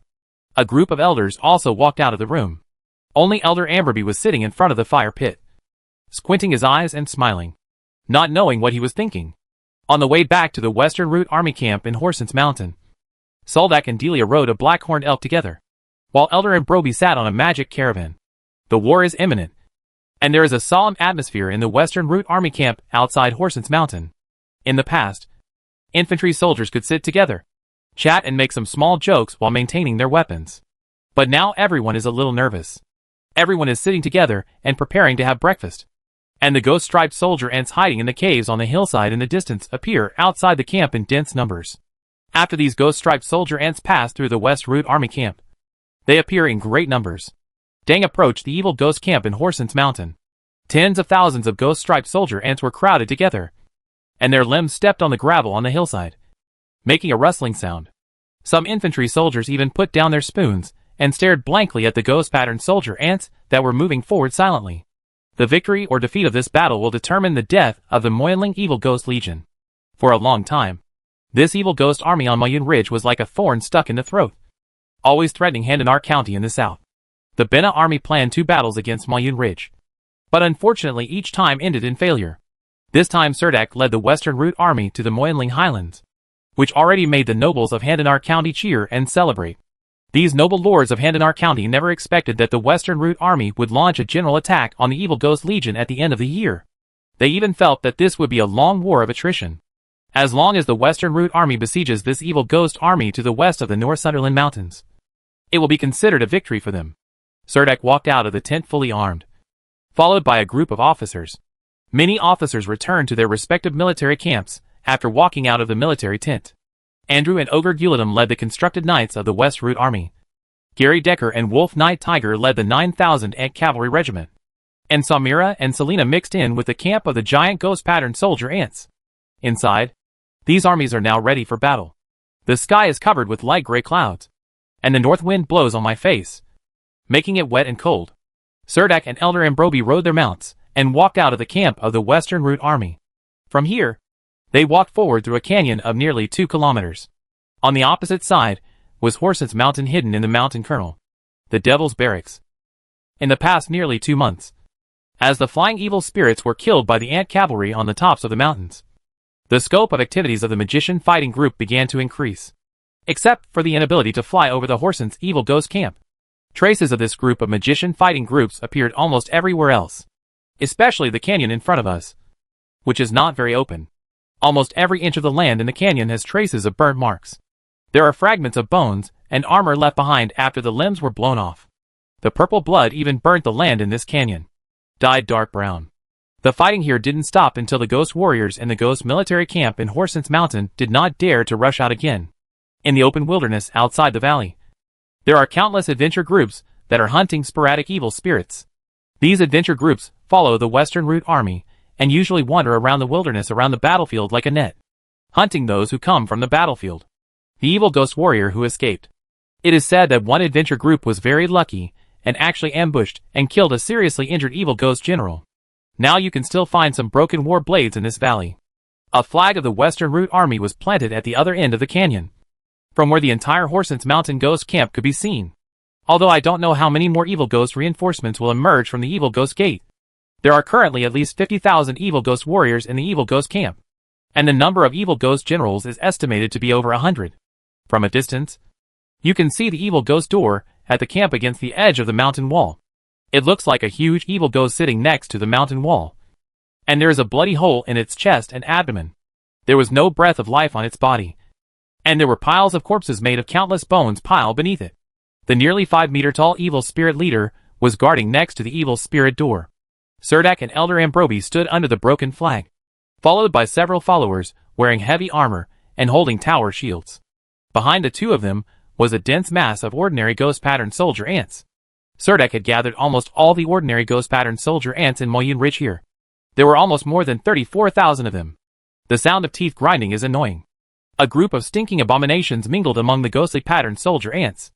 Each abhorrence was as fat as a ball, and there were more than 200 of them. The ghost-striped soldier ants have already walked up.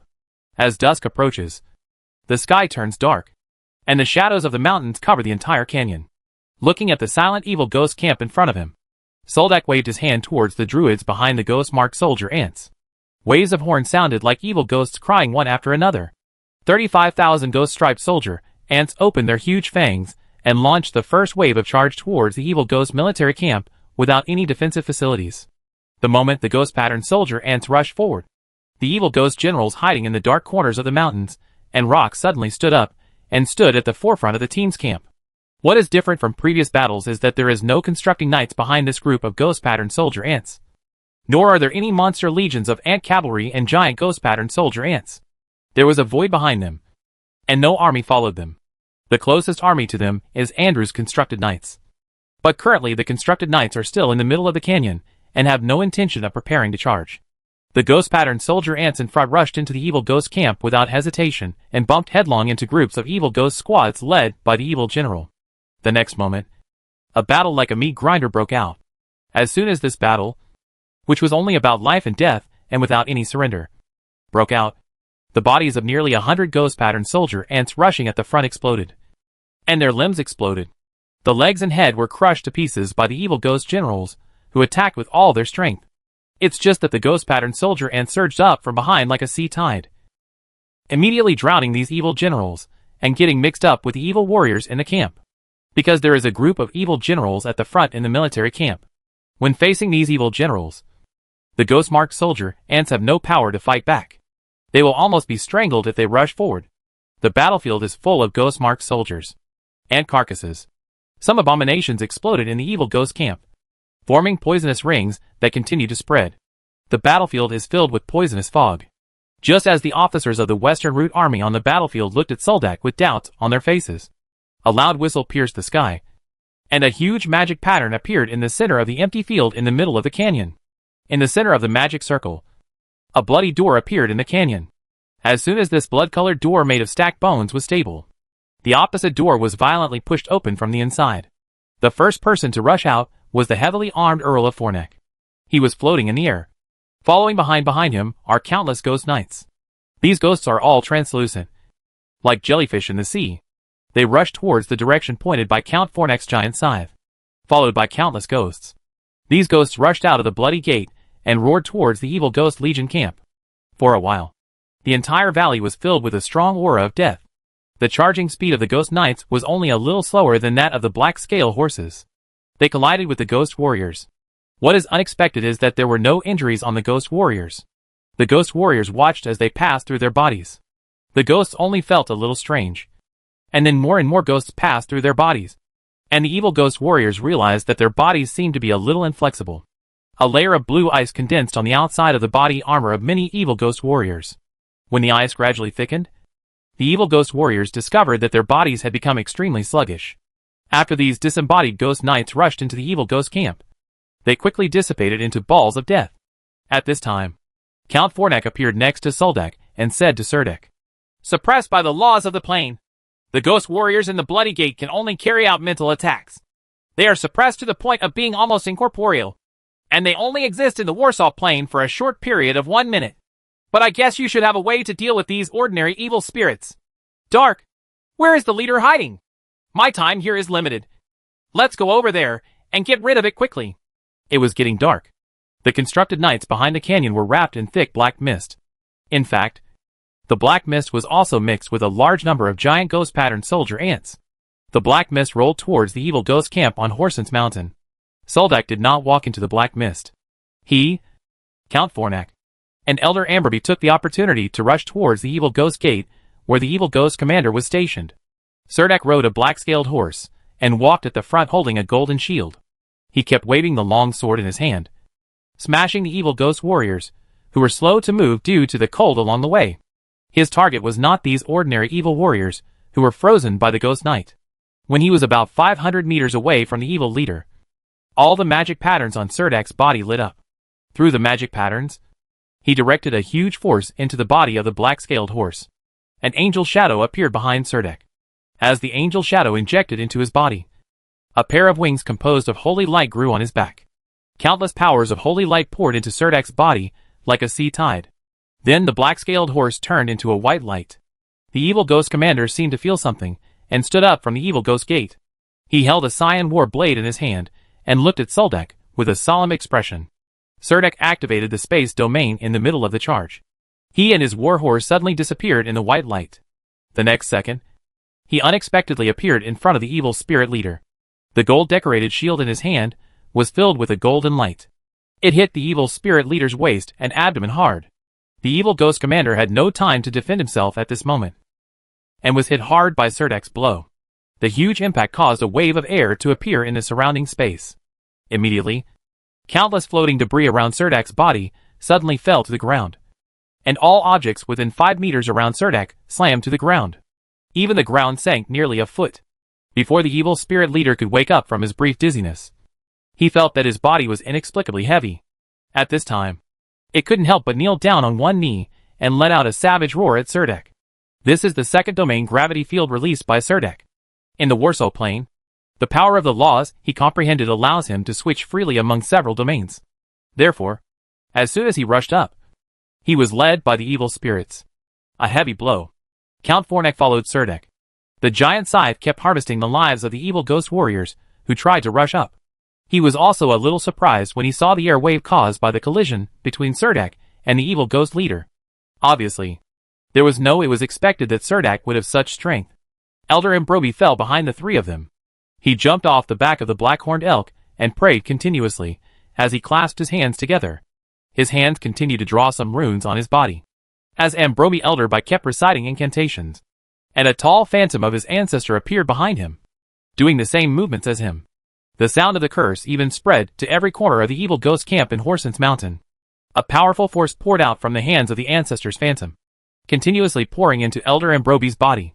Elder Ambrobi's body quickly began to rejuvenate, and his shriveled body began to inflate like a balloon. His body swelled up like a strong earthbound bear. In the rock domain, countless stones flew up from the ground and quickly condensed into a huge stone stick. He held a huge stone stick with both hands, about as thick as an adult's waist, put the stone stick on his shoulders, and followed Count Fornak with his legs as fast as flying. At this moment, the evil ghost commander had recovered from the impact of Serdak's charge. The evil ghost commander swung his sword towards Serdak. Serdak reflexively raised his shield to block, but the blue sword did not move. He struck it on the golden shield. The moment, the evil ghost leader bent forward and leaned forward. His elbow hit the edge of the gold-decorated shield, and a huge force spurted out. The gold-decorated shield in Serdak's hand hit his chest hard, and then he felt his body was knocked backwards uncontrollably, and the pair of light wings behind him suddenly burned. Serdak's body hit the evil door next to the evil leader, just when he was about to hit a raised black bone spur. A door to the void quietly opened behind Serdak, and Serdak's body fell into the door. Earl Fornak and Elder Ambrose followed, and they followed. Count Fornak's bone-white scythe struck at the evil leader's face. Just when the evil spirit leader was parrying the giant bone scythe, Elder Ambrobi's stone club took the opportunity to hit the blue sword. There was a loud sound like the earth was shattering, and the spar blade on the blue sword actually cracked. There was a gap, and Elder Ambrobi's stone stick also had several cracks. A crack in the void opened again next to the Devil's Gate, and Soldak jumped out of it in great embarrassment, holding up a golden shield. Serdak stepped on the pile of bones, and did not rush forward immediately to join forces with Elder Ambrobi and Count Fornak to kill the evil demon leader. Instead, he chanted the rune language of war call and dragon language. In the black night sky, a summoning door appeared above Soldak's head, and an Israel wrapped in flames emerged from the summoning door. When Yisel poked his huge head out of the summoning door, a high-pitched dragon roar resounded through the night sky.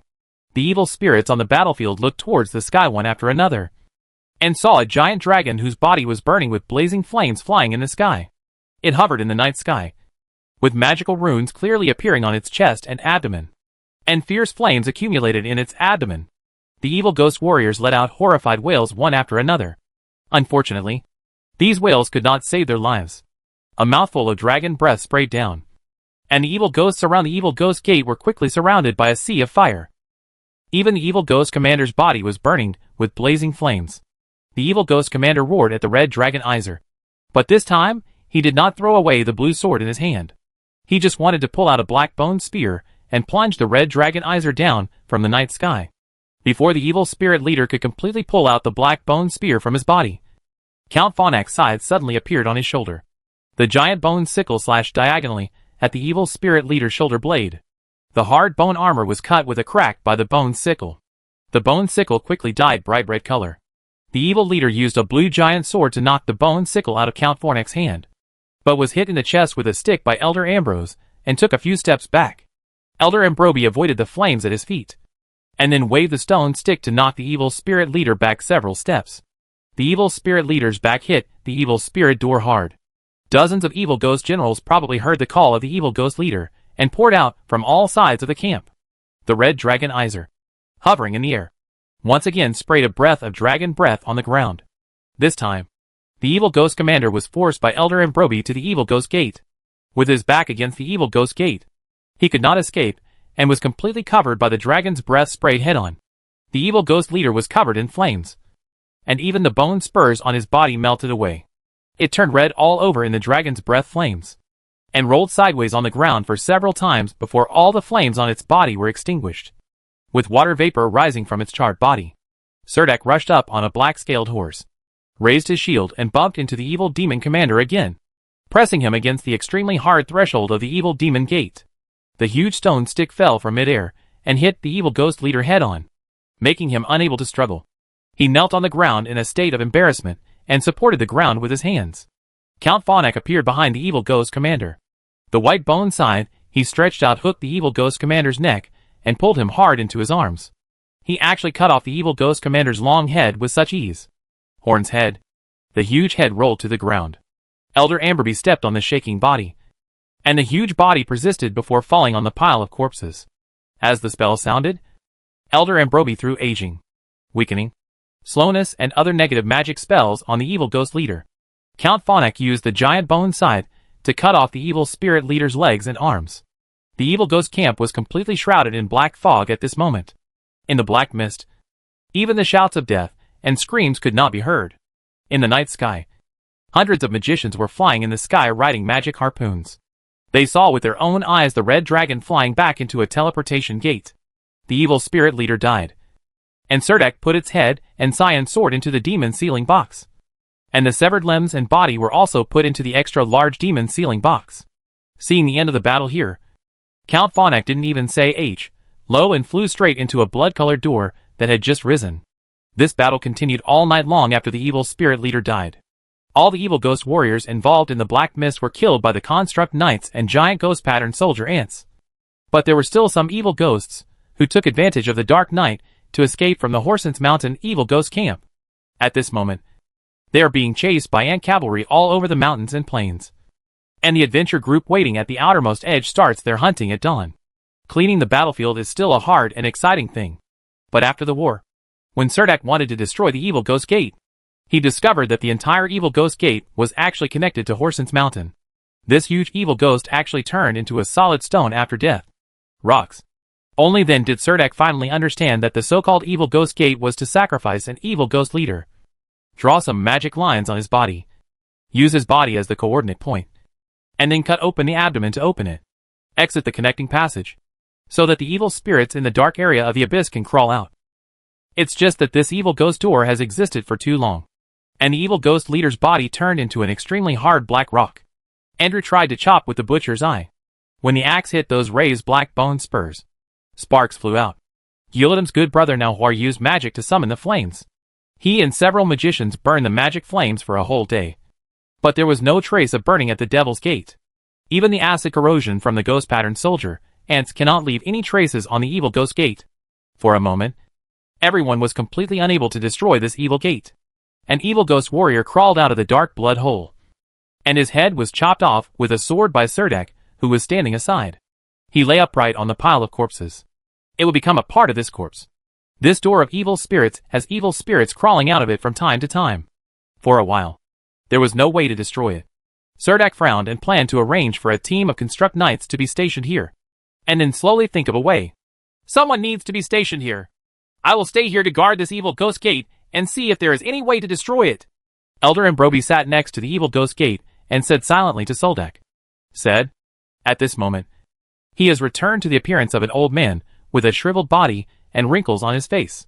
Since Elder Amberby has agreed to help guard the demon gate in Horsens Mountain, this is naturally the best thing. Serdek readily agreed to Elder Ambrobi's proposal, and asked the magicians to detect the remaining strength of the evil ghost army in the surrounding mountains. He was worried that there were evil ghost warriors in the surrounding area who gathered into small armies, which would have a negative impact on them. Those adventure groups and ant riders pose a threat. Carrying the sword of Kerwin, he walked down from the pile of corpses at the evil gate, looking at the corpses of evil warriors and ghost pattern soldier ants lying on the ground. He slowly walked to the remains of a stone house. A group of heavy armored infantry warriors were cleaning the battlefield inside the evil ghost camp. The construct knights and giant ghost-patterned soldier ants ran into the surrounding mountains to chase down the fleeing evil warriors. When the infantry soldiers saw Serdek standing on the stone roof, they all put down the evil ghost corpses in their hands and gathered towards him. At this time, Serdek raised the epic sword in his hand, stood in the evil ghost camp and shouted loudly, "Brave and fearless Western Route Army soldiers! We have won! Victory! Victory!" With the shouts, the entire valley seemed to be responding to the voice. In the winter of 2593, the Western Route Army announced that it had captured the Moyinling Highlands, and Count Soldek became the master of this territory. The Gandor Mountains between the forest camp and Moyun Ridge belonged to Duke Newman and the imperial family. The dense forests of the Gandor Mountains are rich in resources and are filled with rare trees. Duke Newman's palace, Paina City. Duke Newman saw the battle report transmitted from the Warsaw Plain, and his anxious mood immediately calmed down. The battle reports he has received recently about plain wars are all bad news. In the past, these matters were handled by the military, but now they have been handed over to Duke Newman, which makes him unable to adapt. He took the battle report and walked to the wall with a map of the Warsaw Plain. While looking at the Handanar County area on the wall, he recalled the battlefield in the Warsaw Plain.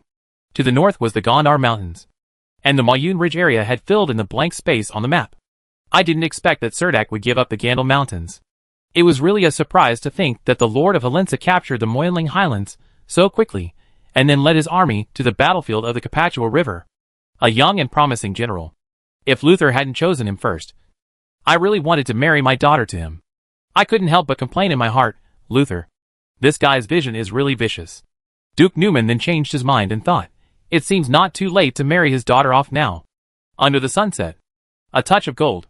In the castle of Root City, Hathaway was lying in Soldek's arms, her pointed chin pressed against Soldek's strong chest, her beautiful eyes staring at his stubbled face, and asked with a smile, "Rode, I heard that Duke Newman wanted to marry the seventh most beautiful princess of the Newman family to you.